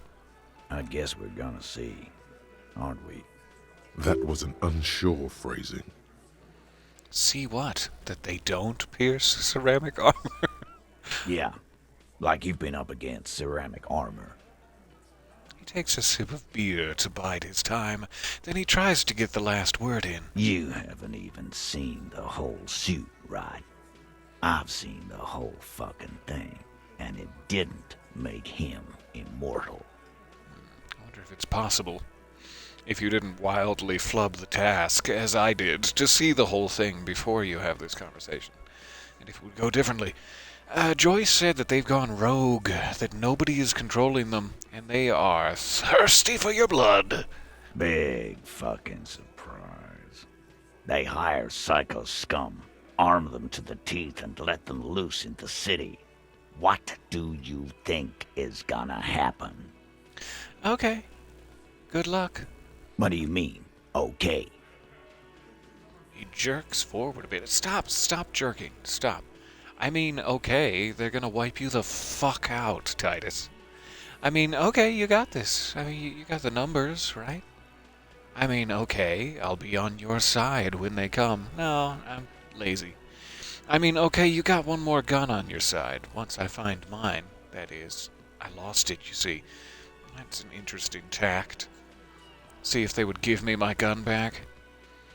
I mean, okay, I guess I'll be gunning you down right alongside them. That's a bold maneuver while I'm alone in the cafeteria right now. I think this is really the point I'm trying to hammer home. But this one is sort of subtly sarcastic, and I like it. Hey, you'll be fine. No, they're gonna wipe you the fuck out, Titus. No, they won't. Get out of here with your negative energy. He really doesn't like you ruffling their feathers like that on what might be the eve of battle. I mean, I am trying to leverage information from them and get them to be genuinely honest with me, but like the whole wider issue, if I step back to see the forest here, is we're trying to avoid a massive armed conflict. So me making them more paranoid and likely to shoot on sight with this information is probably not a great way to go. And I could have phrased everything a little better, but give me my information now. All he means is that the situation is serious. No wonder you cops get shot to shit every day. Can't go to war with an attitude like that. Ooh, very effective, though. 72% chance now. Let me give it a quick save at our best percentages. Even though it means we need to watch this long-ass standing animation again. It's fine. I'm not bitter. Looks like the circus left town, but the clowns are A still little here. bitter. I'm quite bitter now, actually. Such a long-ass standing animation. Here we go. Fingers crossed. Establish authority. Yes. Authority. Stomp my feet. Feverish thoughts race through your mind. No, I'm just gonna load it. Save my feet the trouble. Looks like Go tight the ass. circus left town, but the clowns are still here. Other fingers crossed. The first two were unlucky. As you look around this room full of Always sweaty use men, those two fingers. swearing, drinking, spitting out tobacco, does this look familiar? Where have I seen this before? You believe the place was called Precinct 41. It was also filled with, almost exclusively, men. Sitting on desks, talking shit and wasting time. Okay, I get it, Titus. You guys really are the authority around here. Huh? You must be. You're just like real cops, drinking beer and sitting around with your dicks in your hand. You got a problem with beer now? You got a problem with dicks? Not quite there yet. Push on.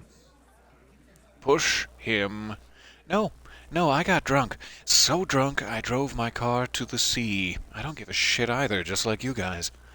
No, I'm also a big fan of beer, and jerking off instead of helping people. That's not what I was expecting to admit in public today, but yeah, I have a beer problem, but not a problem with beer. I also have no idea how to do my job, just like you. Sick burn! High five me, Lieutenant Kim. Maybe this one? I don't give a shit. I'm like a honey badger up in here. Now tell me everything you know.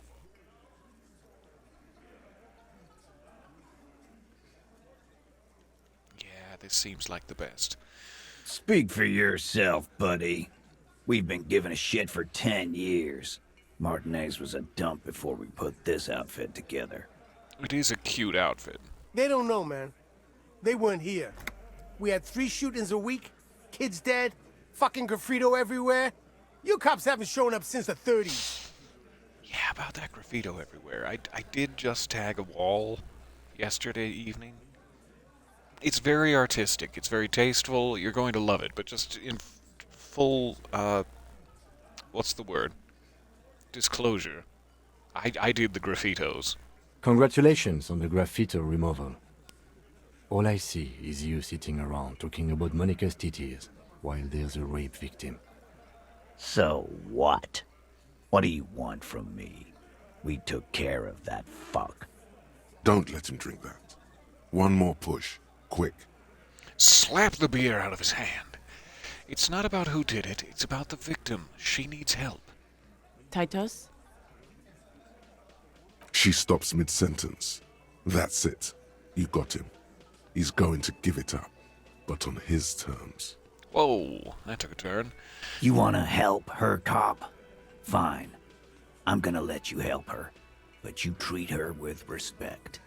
I wouldn't dare act otherwise. If you don't, if you question her, harass her, a freight train of pain, buddy. That actually makes me respect you a lot more, Titus. Thank you for saying so. What is her name? The lieutenant takes out his notes. Glacia, I'm on due.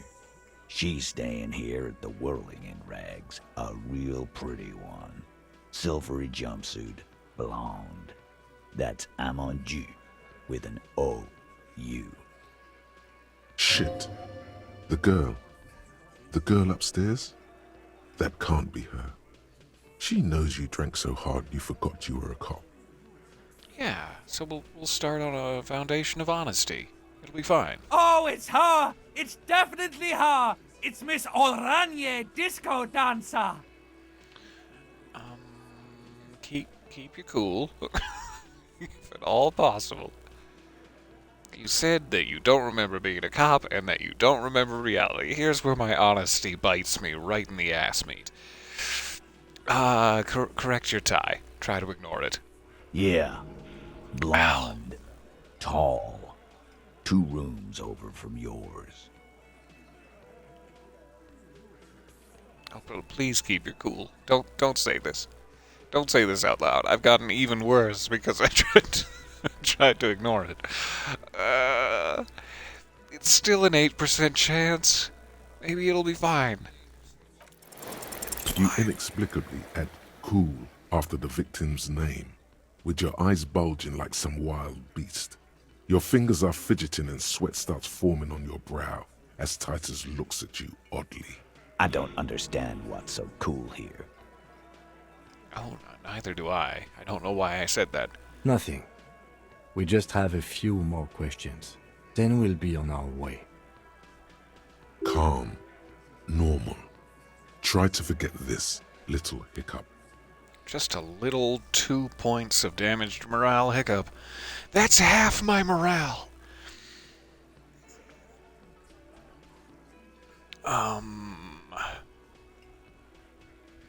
This is not the time to laugh nervously. What was her relationship with the mercenary, if any? Didn't he just come into town and there was no real relationship to speak of? Relationship? There was no fucking relationship. He raped her. That's their relationship. Something is off here. His anger is possessive. Was like that karaoke incident all over again. Or like some of the other girls he was harassing. Okay, enough. All of this is irrelevant to your stated investigation. So when did this happen again? He did it before we killed him. He's not gonna do it again. So what does it matter? It would help if we establish a timeline. All right. 2 weeks, maybe? I don't know. I need another beer. Here you go, boss.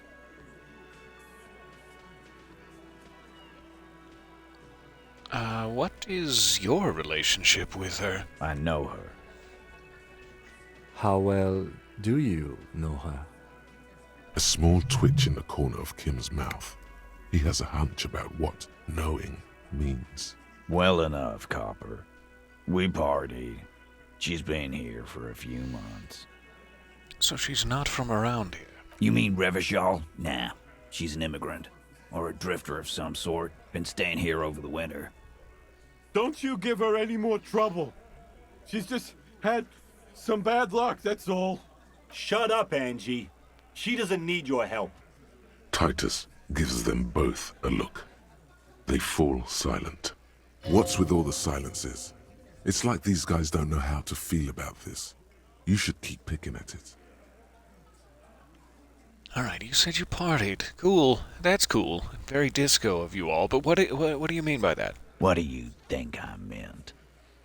Drugs? Did you do the karaoke? Sex, drugs, and karaoke, right? So much laughing nervously. Did you do karaoke? Start off small. Yeah, tons of it. All the songs. So you're saying the two of you were, in a karaoke sense, quite close? No, we just fucked. That's all. I'm not gonna give you any details if that's what you're after. So put your dick away. I don't think you're doing karaoke right, but I will. I will indeed put my dick away. Thank you for the suggestion. He really went out of his way to seem comfortable with this topic. That's all you're gonna get for now. He's doing a good job here. A commendable performance of I don't give a shit. You know, I think we spoke the day that I woke up with no memories whatsoever and toddled out of my room wearing one shoe. You don't know her. You're right, I don't, but we met. We met. Say nothing. Good boy. Thanks, Daddy. Alright, we'll go talk to her. Remember what I said. Freight train of pain. Understood. I'm gonna go take off now. Not my clothes, don't worry. I know you gentlemen don't want to see that sort of thing in the cafeteria. I just mean I'm gonna leave. Kim, you have thoughts? Let's go to this side of the area so they can't hear us. Hey, buddy, what's up? Oh, I want to talk to literally anybody but Kim. Officer, what was that? What was what? You mean the sweating and the fidgeting when he mentioned her name? Yes. And the sort of quivering jello thing with the eye? Yes. I think I know that woman. The victim? Is there something I should know before we talk to her? Yeah, probably. Whatever you do, don't say the first thing. Don't say the first thing. I met her in the hallway after I woke up. Again, toddling, shoeless. And she knows that I don't remember being a cop. I met her in the hallway. Understood. You were not in good shape on Monday. Okay, that's manageable. That's it. This is unprofessional. Not sharing information with me is unprofessional. I'm sorry, Kim. I didn't know it was her we were looking for, or I would have shared it with you sooner, but I'll try to do better in the future, I promise. Are you mad at me? His opinion of you has lowered considerably. Oh, I can't handle it. sweating and fidgeting. Okay, it's fine. We're moving on. I wanted his opinion of me just to raise higher and higher as our relationship blossomed into a beautiful flower. One of those rare primordial flowers that only blooms like once every 30 years. I should probably talk to these folks while I'm here. But we also have 2 minutes until I believe the library opens. And I don't know if I can use Kim's motor carriage to call the library. Kinda seems like there wasn't an option for that. So I'll need to find a proper phone. I know that there's one in Martinez, but I completely forget where it is. The only one I can think of offhand is the one near the church. It's in the union office, right? It's not too far away. So, let me talk to them first.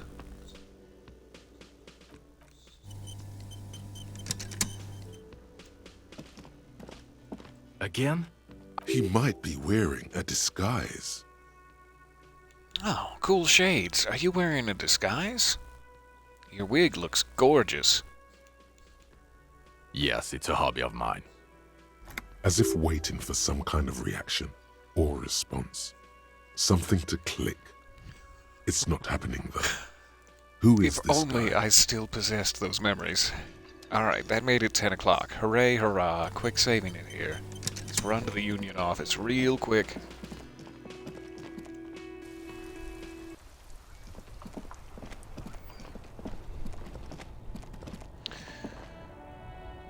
I'm trying to remember if we need to use money to wow, words. Do we need to pay money to use the phone in the union office? I can't remember. It cost us 10 cents at the most, so it's not that big a deal. I don't think the option for the library was in the police radio.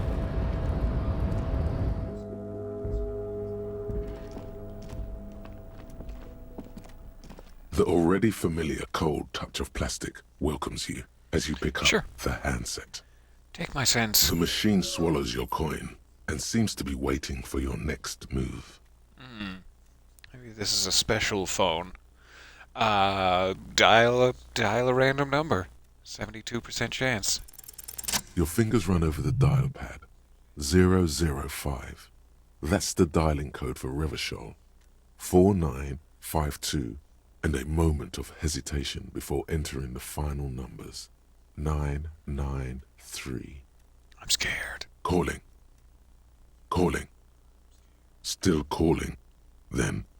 Video Revachol, 24-hour video rental. We rent 8 and 10mm film for home use. This is Lemmy. How may I help you? Oh, hi, Lemmy. The voice of a youngster on the other end sounds as enthusiastic as that of a man walking towards the gallows. Video Revachol is a 24-hour video rental. We rent 8 and 10mm film for home use. This is Lemmy. Do you know me? Hi, I'm Harrier Dubois. Wait, no, that's not it. No. I mean, what is this place to me specifically? Sir, I don't know. It's a video rental. Maybe you rent videos here. What kind of videos? What are you suggesting, young man? Why did I call you? Maybe you called to extend your rental period? Do you need to extend your rental period? My name is Harrier Dubois. Do you have anything in my name? Let me fire up the machine. Dubois. Dubois. Here we are. You haven't rented anything in 5 years, but you still have a copy of Blue Ocean Hell from November 46. Whoa, not a fun film, that one. What, kind of a film is it? It's not an easy watch. After the death of his daughter and subsequent divorce, Ziemsk immigrant Egidius Wojcik tries to come to terms with the onset of dementia. Ooh. No wonder no one's been missing it. Still, it would be great if you could return it to us. We're on the corner of Voyager and Main. Oh, sure, I'll think about it. The call is terminated by the other party. You're left with the discomforting sound of the disconnect tone. Kim, hold me. I am discomfortable. Alright, so I cannot call the library. On the wall. But that was interesting. And good to know. That being the case, I can definitely, fast travel to the one near the church. Let me just check the police radio and make sure I'm not crazy. If there's one thing you couldn't accuse Harriet Dubois of being, it is crazy. Wait, what am I saying? Inside, you see a set of steering levers, a radio microphone, a pull-out tool. This is Precinct 57. How may I assist you? Totally can. My 10 cents. What was I thinking? Connect me to the Jamrock Public Library, please. Hold on, officer. Ah! Gunfire! Shots fired! Officer in distress. Again, another round. I've got Central Jamrock Public Library on the line, and I've already introduced you to their librarian. Connecting the call in 2, 1. Thank you, Alice, you bastion of professionalism. I love you. Yes, this is Central Jamrock Public Library here. How can I help you, officer? Aww. He's a cute man. I like how he's squishing his face against the phone. 'Cause he's lonely. What book is he reading, do you suppose? Something romantic? He sounds worried, yet ready to assist. This is how people get when the police call. So I'm looking for any information that you can provide on Billy Majon, a reader. Billy Majon, you said. Give me a moment, I'll have to check our database. He puts down the receiver. Yes, hello, are you still there? I found Billy Majon's home address, is that alright? No phone number, unfortunately. Yeah, that's alright. They're too poor to have a phone line. Home address is good with me. Here we go, sir. Rue de Saint-Ghislain, 33B, apartment number 20. It's in Martinez, I believe. Capeside Apartments, it says. That's all. 33B, apartment number 20. That's where the smoker on the balcony lives, isn't it? Interesting. Do you have any other information on Billy Majon? It says here that they returned their last book just a few days ago, but I wasn't at work that day. Do you know anyone that was? Marie? Marie? Do you remember a reader named Billy Majon? They returned a Tybalt book the other day. You hear someone answer from afar. Maurice, what? A woman yells. Then, yes, okay. If it was the police, she starts explaining something. Yes, it was my colleague Marie. She said that it was Billy's husband who returned the book. He also asked for this new sci-fi release, Lowe's Radio City 87, but we don't have it yet. Good. You have a name now. Oh, Harry. Do you know the husband's name? Can Marie describe to me what the husband looked like? I mean, we may as well ask. Do you know the husband's name? Sorry, no. Marie only knows him by sight. What does he look like? Marie! She said it was an older man, and that she's pretty sure he'd had a drink or two the last time she saw him. What was he wearing? 1 second. Sorry, Marie wasn't really paying any attention to that. Okay. Thank you. That's all from me. I have no other questions. Happy we could help. Goodbye, officer. Anything else you need from me? I don't think we found anything more out about the owner of the armored boots yet. It's been 2 hours, so I'll give you some time, Alice. Thank you. 57. In the cabin, you see a set of... Alright, thanks for letting me use your radio, Lieutenant Kim. I owe you so many cents. Let's quick save it again here.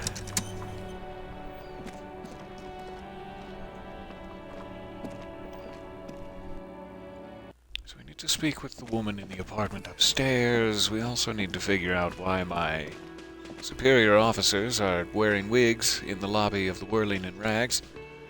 But at least they're gonna be here when I sing karaoke for the first time, and that's really gonna, push my career up and up. When they hear how gorgeous my vocal cords are. Let's give it another quick save, even though I just did.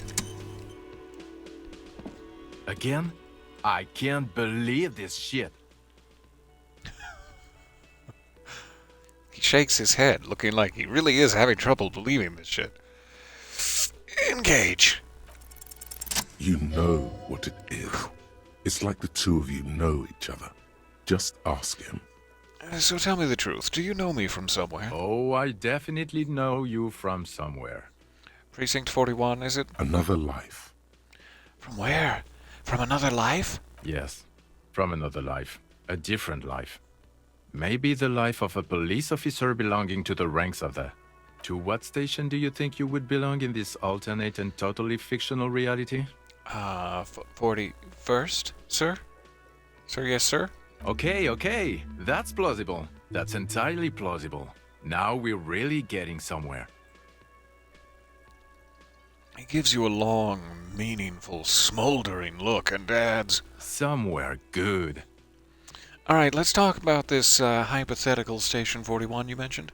Okay. That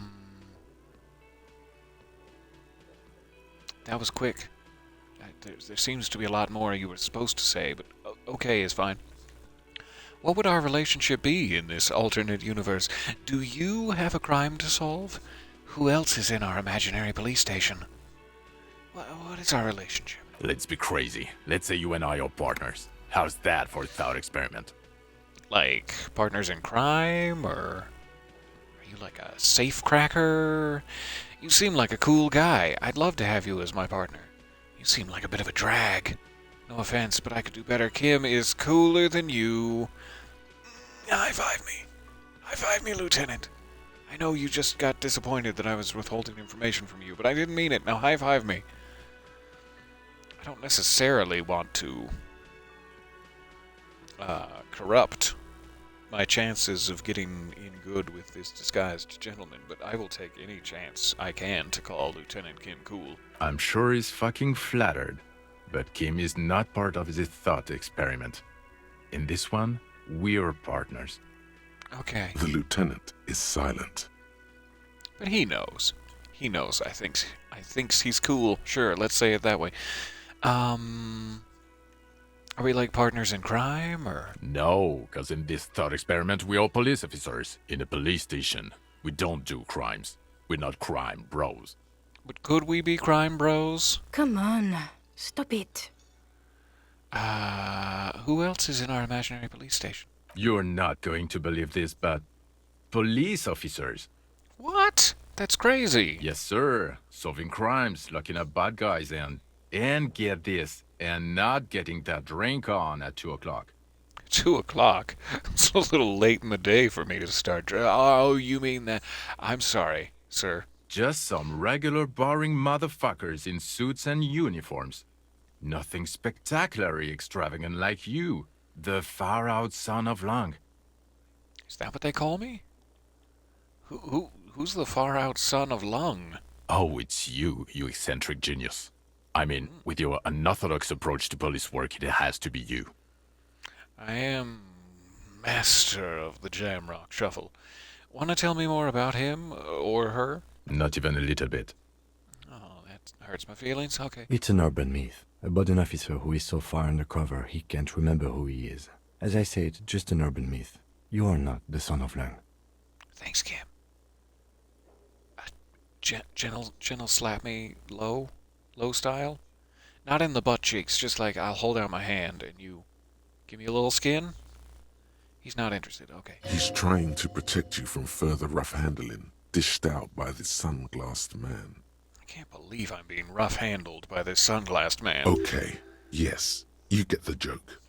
Leave it at that. Alright, so why are you here? Do you have a crime to solve? Is it me? Is it my behavior? Is that the crime? Oh, no. You see, I enjoy watching other better cops solve crimes. And let me tell you, it's been quite a privilege seeing you work. This isn't helping. Alright, this thought experiment has run out of runway, it seems. Let's get to it. Neither can I, partner. Neither can I. His gray eyes suddenly flash above the glass frames. They feel sad. Stop feeling his eyes. It's a mere second, but it feels like you saw something. A gram of compassion in that sadness. I guess I got some questions for you. About what? You don't look like a cop. You know what you look like? A prophet. Or a sack of shit. I don't know. You tell me. I'm just like a man down on his luck. I'm trying real hard here. Oh, you tell me. I don't know. A sad stack of shit next to someone far more proficient. He didn't answer your question. Now will you answer some questions for me, now that you've hurt my feelings? No. Why not? 'Cause it's not my job. Why don't you go and fucking do yours and solve this damn hanging? Well, if you don't want to answer questions, maybe you want to hear me say things? Actually, I don't want to hear you say things. Oh, but I have so many cool things to say. Come on, Jean. Okay, say things. I want to hear you say things. Hear that? He wants you to say things. Say one. Oh, make it a good one. Suddenly, out of nowhere, case-related things start popping up in your head. Okay, so I'm doing this investigation, right? And a man is hanged. Okay, I'm doing this investigation, and it turns out he was shot and hanged. It's like, yeah, I remember him from the police call. He is part of Precinct 41.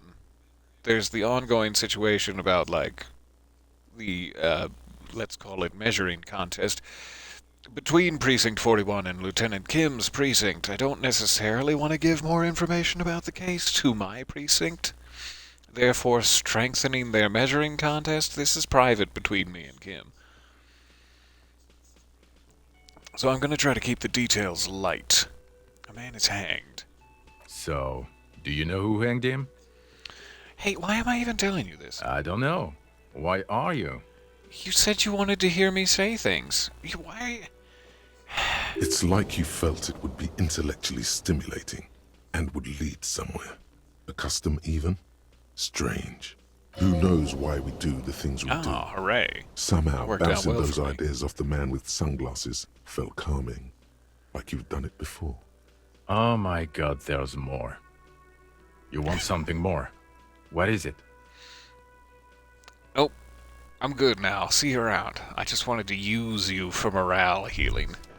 And it really worked out in my favor. Okay, the man with the sunglasses and his hypothetical Station 41. Weird, right? No, that was perfectly normal, really. There's something missing here. Something you can't put our finger on. You know what? Just ask him. I know it sounds crazy, and you'll probably get laughed at. But still. Okay, I should just ask him if we're from the same station, and if this wasn't a hypothetical we were discussing. Yes, just cross it off the list. It's probably not true, though. You there. Again? I can't believe this shit. Look, I just have to ask, are we from the same police station? I'm going to say no. Just to see what you'll say to that. What'd you say? I say okay. Okay? Yeah.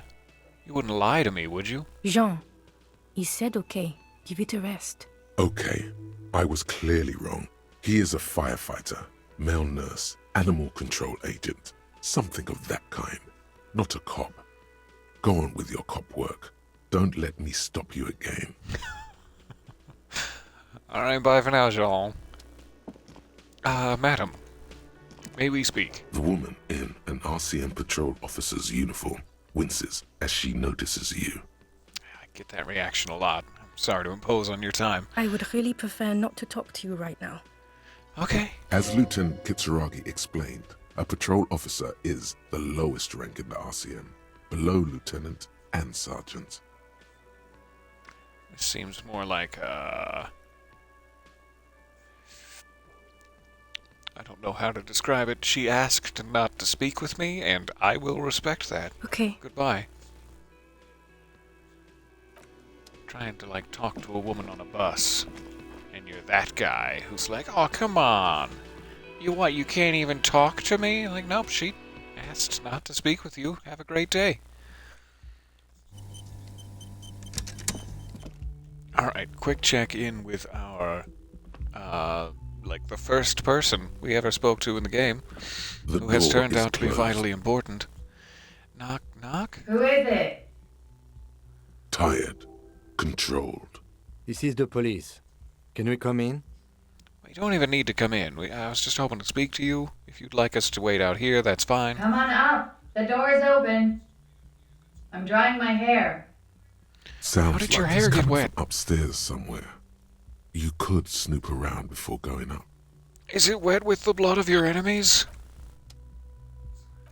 We shouldn't snoop around in her room, but what if we find really important information? What if we find bottles to recycle? Oh, they're everywhere. I'm gonna pick these up. I hope it's seen as a favor that I'm doing. Even though it's genuinely costing her money. Okay, to snoop or not to snoop? That is the question. These are her private belongings. We shouldn't violate the sanctity of her hostel room. How about her medicine cabinet? I'm so curious. What if she's got gummy bears in there? What's this window? This doesn't seem harmful. You see the yard below. The corpse is no longer there. You really want to snoop in her medicine cabinet? Why am I so conflicted? This That's medicine just do it. cabinet is full of wares.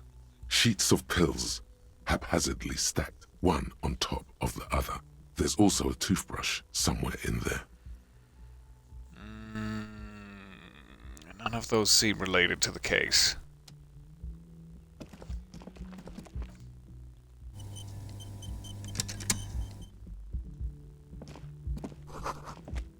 Hotel bill calculations. Looks like she's had an extended stay. Piles of dirty clothes. A woman's. The room has sad all over it. It reminds you of your own, though perhaps kept a little better.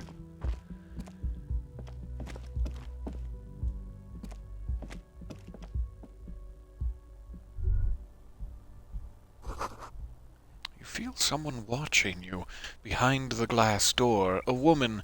Perhaps do not ruffle her bedsheets while she's watching you.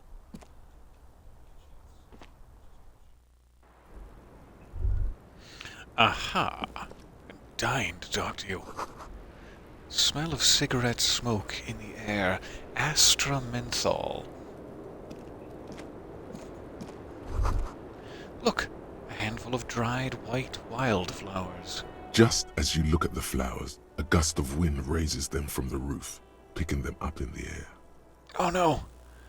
A red check that cannot be retried. This is gonna be humiliating. You catch a single white flower between your fingers. The rest fly off into the wind. It's a Maybell. Hello, Maybell. The young woman looks at the Maybell in your hand. Just a glance. Then takes a drag of her cigarette. The lieutenant gives you an acknowledging little nod. Oh, I'm so proud. Quick, save it. As I roll in pride. What's this? Cold coffee and an ashtray that looks like a hedgehog. Oh, it's so cute. The same small, heavy door. No lock in sight. Heroically kick in the door. Where does this lead to? I don't know, Lieutenant Yefreiter. It is not the first closed door we found in this building. There is also your mysterious blue kitchen door. Do you think it's important to the case? I don't know. The further we get, the more this building seems to be tied to the case. The vigilantes, the cadaver, and a number of people connected to the case are in or around this building. This door is part of it. It's not unimportant. Push the door. Push it. It's barred from the inside. You hear the bar rattle in the brackets. Sounds like it's heavy, too. Very sturdy. All right. There's potentially two ways to get to the secret back rooms of the whirling.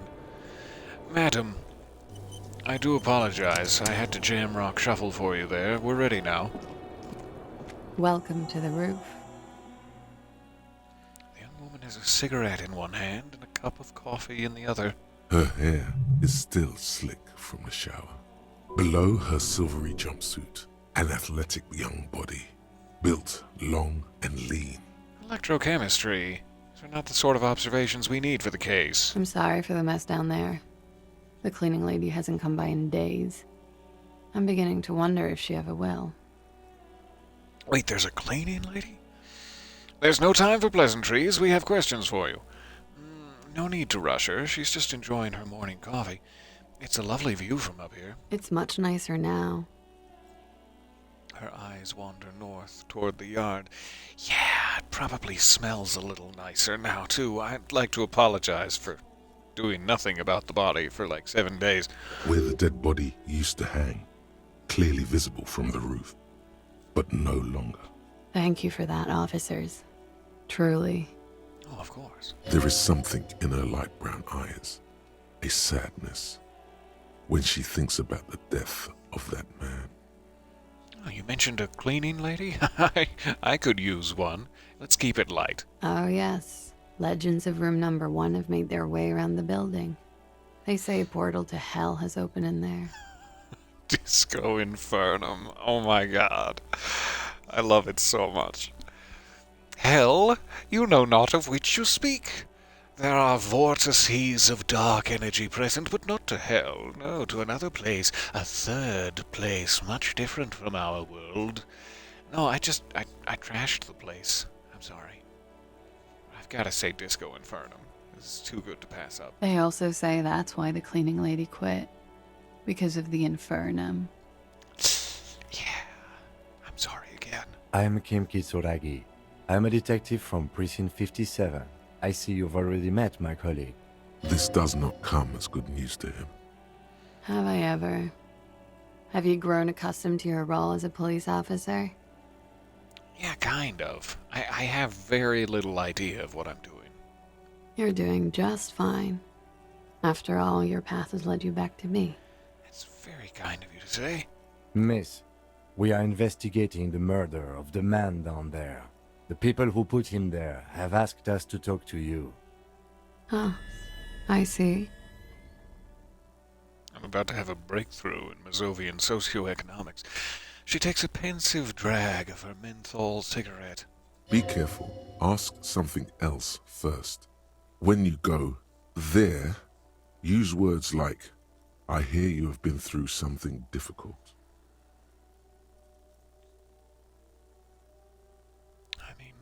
Wildflower could be a good segue into casual conversation. I noticed your room is close to mine. I have a personal question. Could you smell me when I was still living there? Could I worry that I've gone nose blind to some things, and I guess my question is, did I smell of communism? I'm trying to figure out my place in the world. What is this flower? She looks at the dried petals in your palm, then lightly touches one with her fingernail. You had to pop out. What have I missed? Oh, you missed me fantastically catching a flower that tried to blow off the roof with my intensely superstar cop-esque hand-eye coordination. But other than that, just a lot of embarrassment, really. Just a lot of incompetence, and welcome back. Chipped white polish covers the nail. It's long and sharp, like a mini dagger. The petal crumbles on contact. Pretty. Looks like a dried maybell.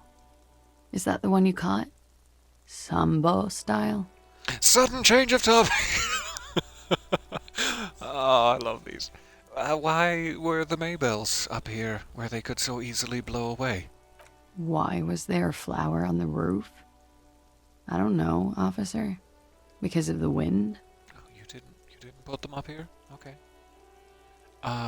It's a really nice room you've got. I looked through your unmentionables and your medicine cabinet, but not very thoroughly, if it makes you feel better. I backed off before. Yeah. It's pretty deluxe.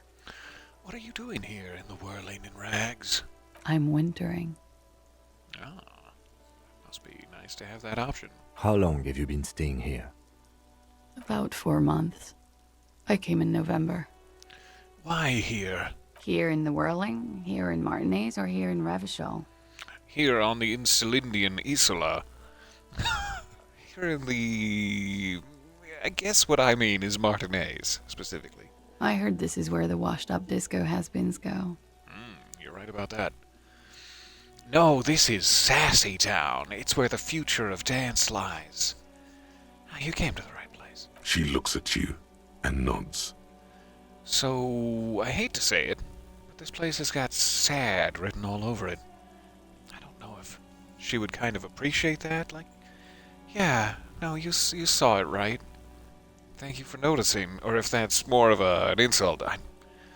Do you know where that door leads to? Sudden change of topic. I have no idea, officer. Sure. I didn't suppose so. I guess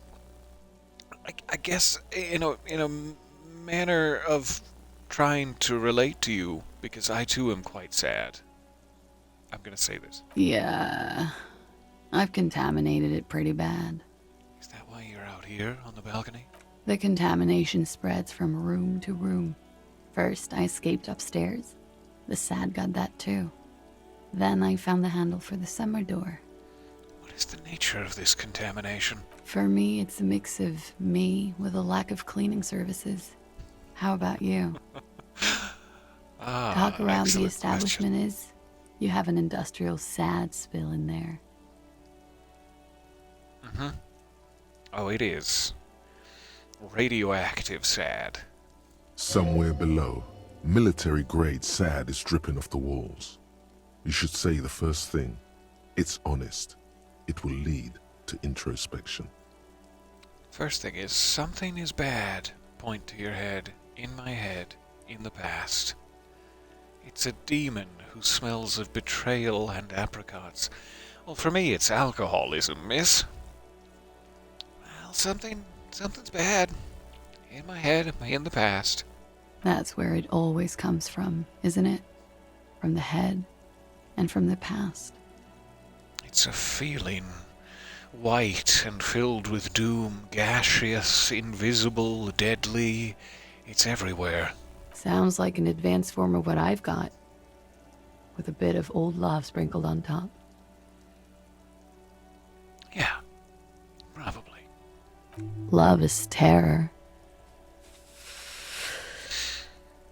She breathes in a large billow of menthol-infused smoke, savors it, then lets it out slowly.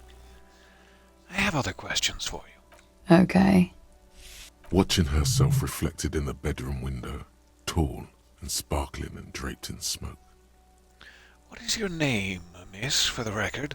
Clausier Amondou. And where are you from? Vredefort, Republic of Oranje. Delicious. What is Oranje? A bad memory, officer. It's probably none of my business. Understood, miss. It's the past. People can't go back to the past. Thankfully, it's implied. What do you do? What is your specialization? Something stupid. What's that? Oranese lit. Oranese literature. It's what I studied at the university. What is Oranese literature about? Fear of failure, fear of death, how it sucks to be Oranese. All national literatures are... only the name of the nation changes. If that's true, then Revacholian lit would fit you like a glove. This literature, what do you do with it? Nothing. I do nothing with it.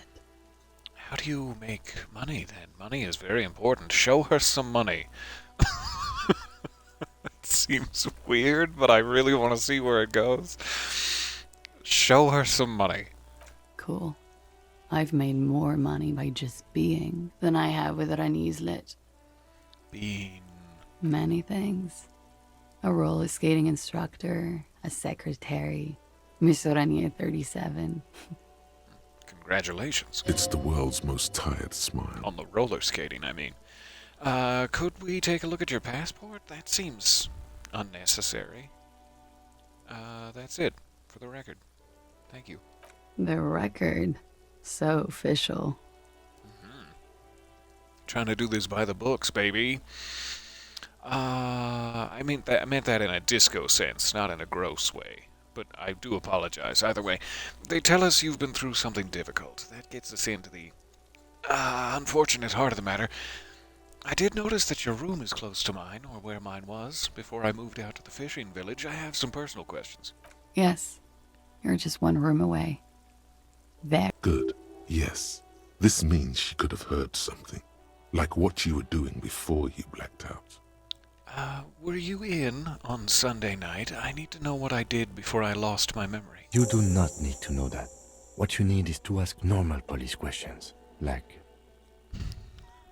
Okay, Kim, I'm sorry. Get a grip, he thinks. At least do your personal stuff when I'm not here. I'll talk to you about this later, ma'am. My partner has places to be. It's very important. So they tell us you've been through something difficult. But I'd like to hear your side of the story. Something difficult? I've been through at least half a dozen difficult things. Which one do you mean? Were you sexually assaulted, miss? By sexually assaulted, you mean raped? She takes a quick drag, unperturbed. Yes. It's a bit early in the morning for raped, isn't it? It is 11 a.m., yes. She sounds positively buoyant, vivacious, totally unbothered. It's not that early. It's almost lunchtime. Would you like a sandwich? A fried egg sandwich? She looks around. The sun has risen over the sea. People are rushing to work below. It is. It's murderously early. I'm amazed I'm awake. Why am I even awake? Really don't want to press her on the issue. So, you weren't? Is this optimistic or dismissively terrible? Were you? Yeah. I'm gonna go with not raped. I don't want to say that shit about him. By him, she must mean the victim. Tell them it's not my style. They'll have to, if they want to jazz up the charges, they'll have to get someone more, rapeable. By they, she means the Hardy Boys. Are you saying that you were asked to tell us you were assaulted? Not explicitly, but I understood what they meant. It wouldn't hurt to spice things up a bit. Some assault and battery. Sexual assault, maybe. It was clear the latter would be spicier. So what did happen between you and the victim? A very important question. What can you tell me about him? What did they hang him for? Why was there a bullet in his head? All very important questions. So Titus asked you to spice things up for us. Pretty much. There's obviously still something that happened. Warming them. What did happen between you and the victim? We partied. You partied, did you? Where have I heard this before? You mean like a birthday party? Were there balloon animals? What kind of partying? Point to your bloated face, the kind I do. What do you mean partied? We drank, sir. A lot. For weeks, basically. We had that effect on each other. We made each other drink harder. That's why I liked him. What else? Stimulants. Speed also has that effect, making you drink harder. And then drinking harder makes you do more speed. It's quite the combination. We also had sex. Were feelings involved? You were lovers. Seems like something she'd be like, ew. No. Were feelings involved? Roughly the same. We could just say understood. Pardon me, and my sips. Understood. That's all I really need to know. I mean, feelings would be interesting if there was something deeper to their relationship that would help me understand, but... Okay, fine, we'll do it. At the risk of looking silly. A little. The drugs were good enough, and we did enough of them. A little bit of feelings. That's all I needed to know. How did you two meet? The lieutenant's voice is quiet and calm. Downstairs, at the bar. He was on some sort of assignment, a military man, as you probably know. Had a cool, scary scar. When was this? A month ago? Something like that. All right. What can you tell me about him? I'm sorry, I can't do it. Not right now. Later, maybe. I keep seeing him. Like he is now. I can't talk about his... I don't know... hair. I know it's difficult, miss. We can return to it later. Fairly good segue into it. Must have been very hard for you, seeing him hanging there while I partied and wrecked my hostel room for 3 solid days. Oh, yes. I've had a great view. From the roof, out of the bathroom window, in my dreams. Really makes you feel bad about not doing your job before you were in control of your body. A bitter cringe. It hurts. You look to the lieutenant. You called us, the RCM. Yes. Ah, mystery solved. Jackpot. So the call reporting the hanging, that was you? I made it. And I would appreciate it if you didn't tell everyone. In Martinez, they call it snitching. Of course. It's Lieutenant Kim and my little secret. Reporting crimes is confidential in Ravachol, miss. The caller's voice was disguised. Do you have a voice modifier that I could borrow? I didn't exactly disguise it.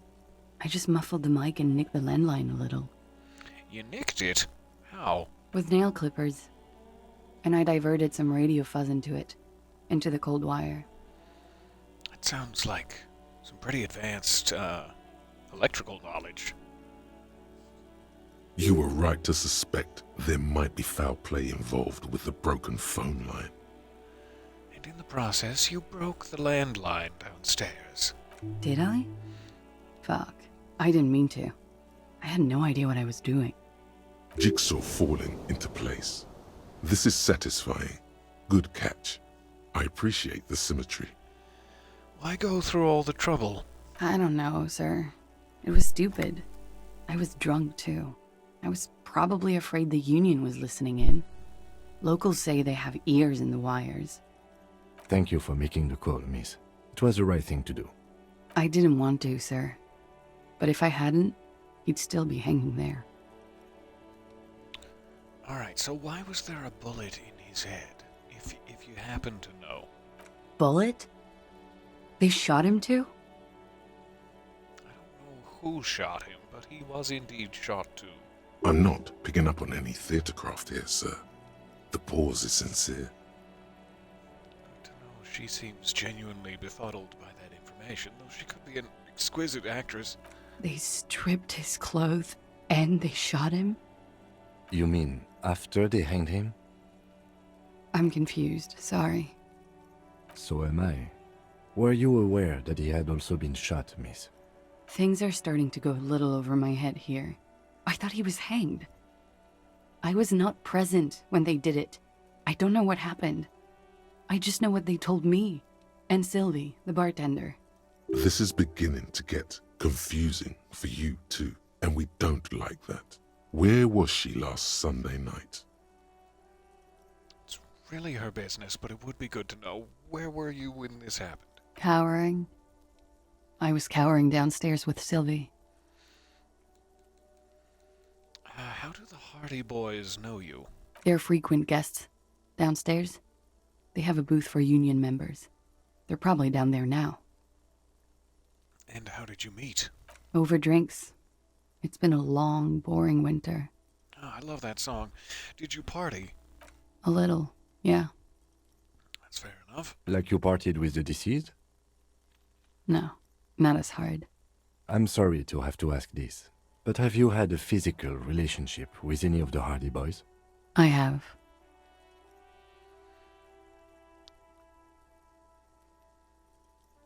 We know Titus's side of that story. I'm curious if she would say someone else, but I don't know if it would matter. and it's a little bit pryy.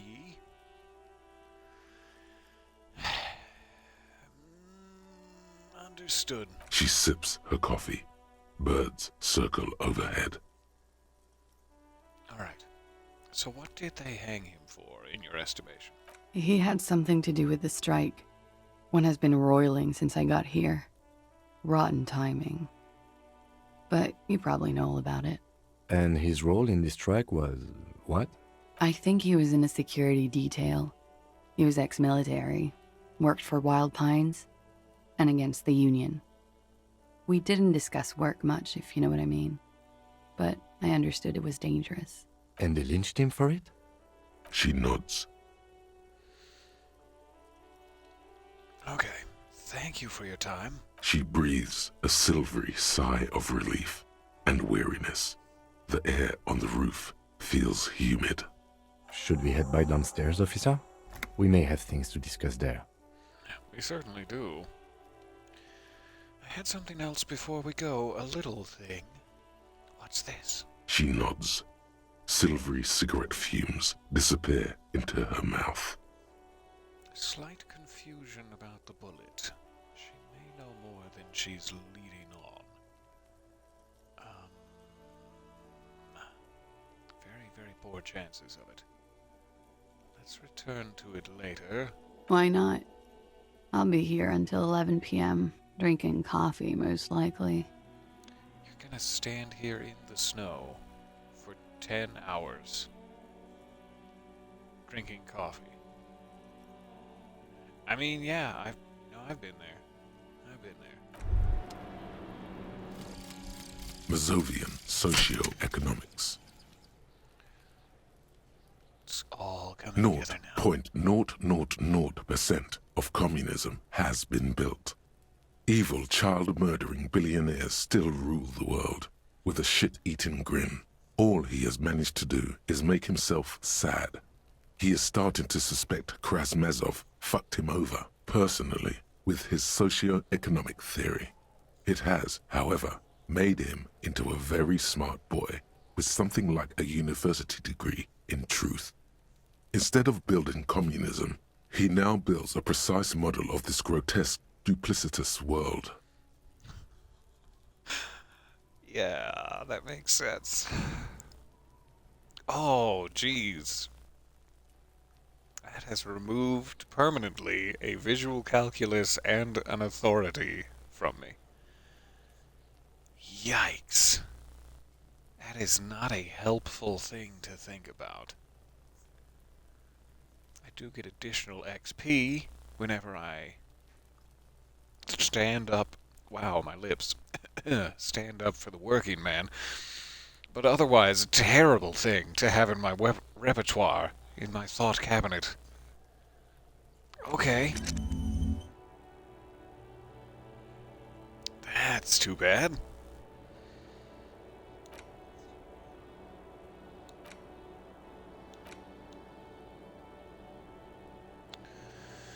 Out of all of the remaining thoughts, whether unlocked or still locked away, I only have 3 slots for them.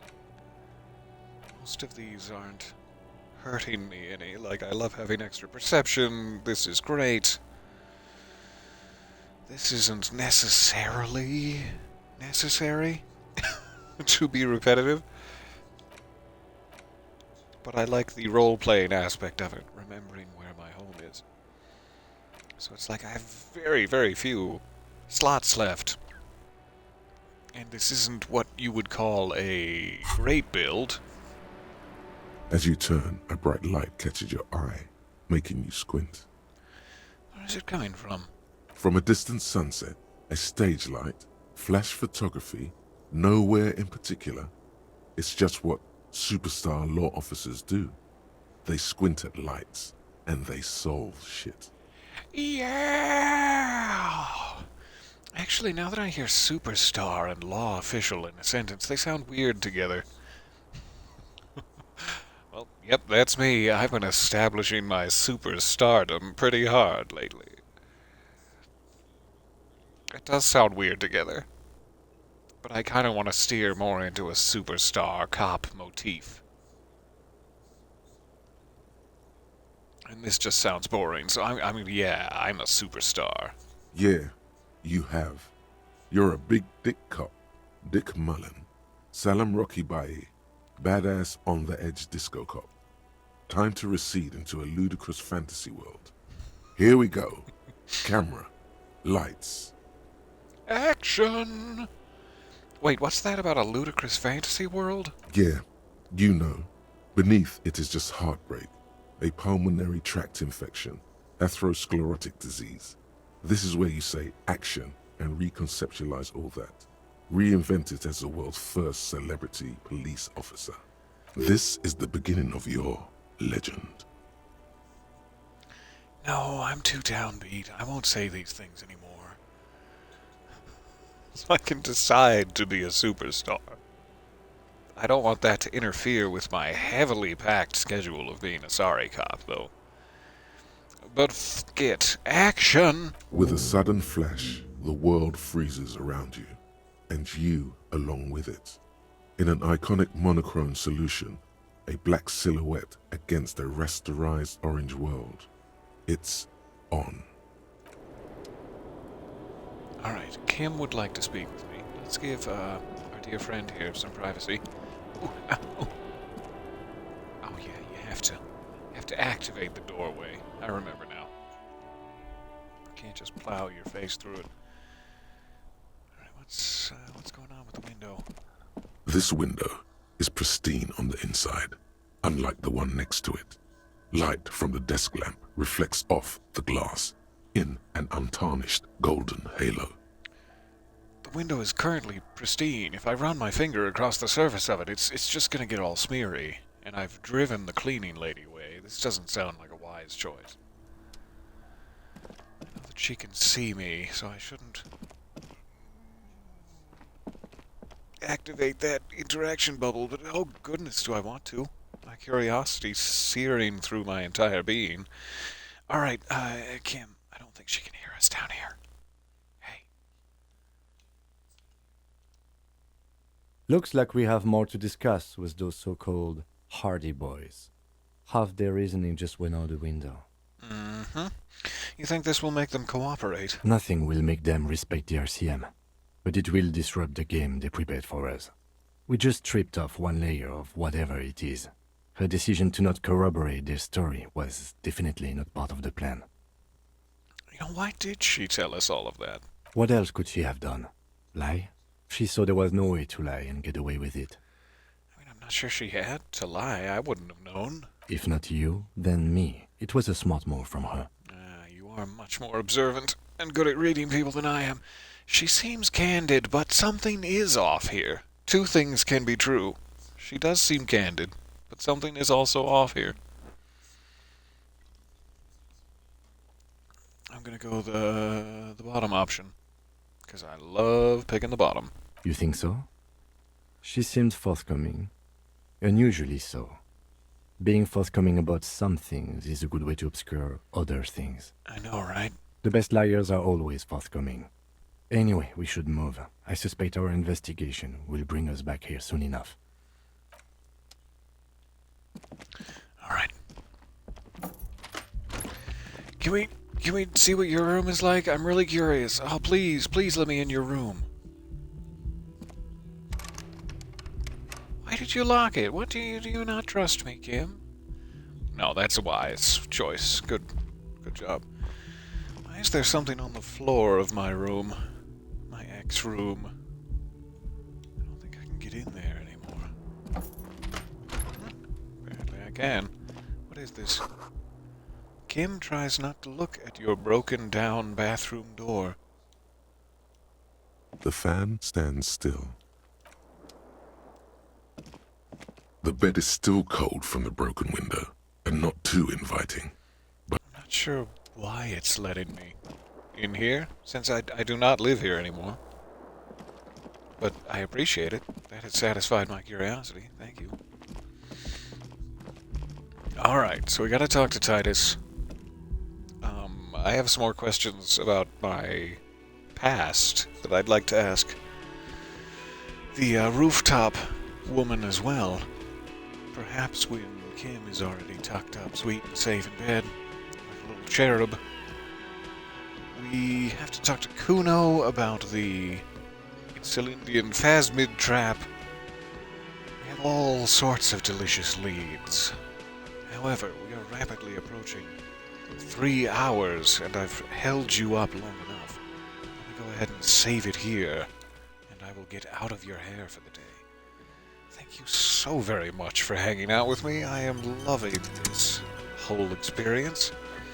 Loving this whole experience. But I didn't say anything. I really regret, to be frank with you, I really regret internalizing Mazovian socioeconomics. That hurts my skill set. Something fierce. So maybe we're gonna have to find a way to replace that later, while still sniffing out the communist mole people among us.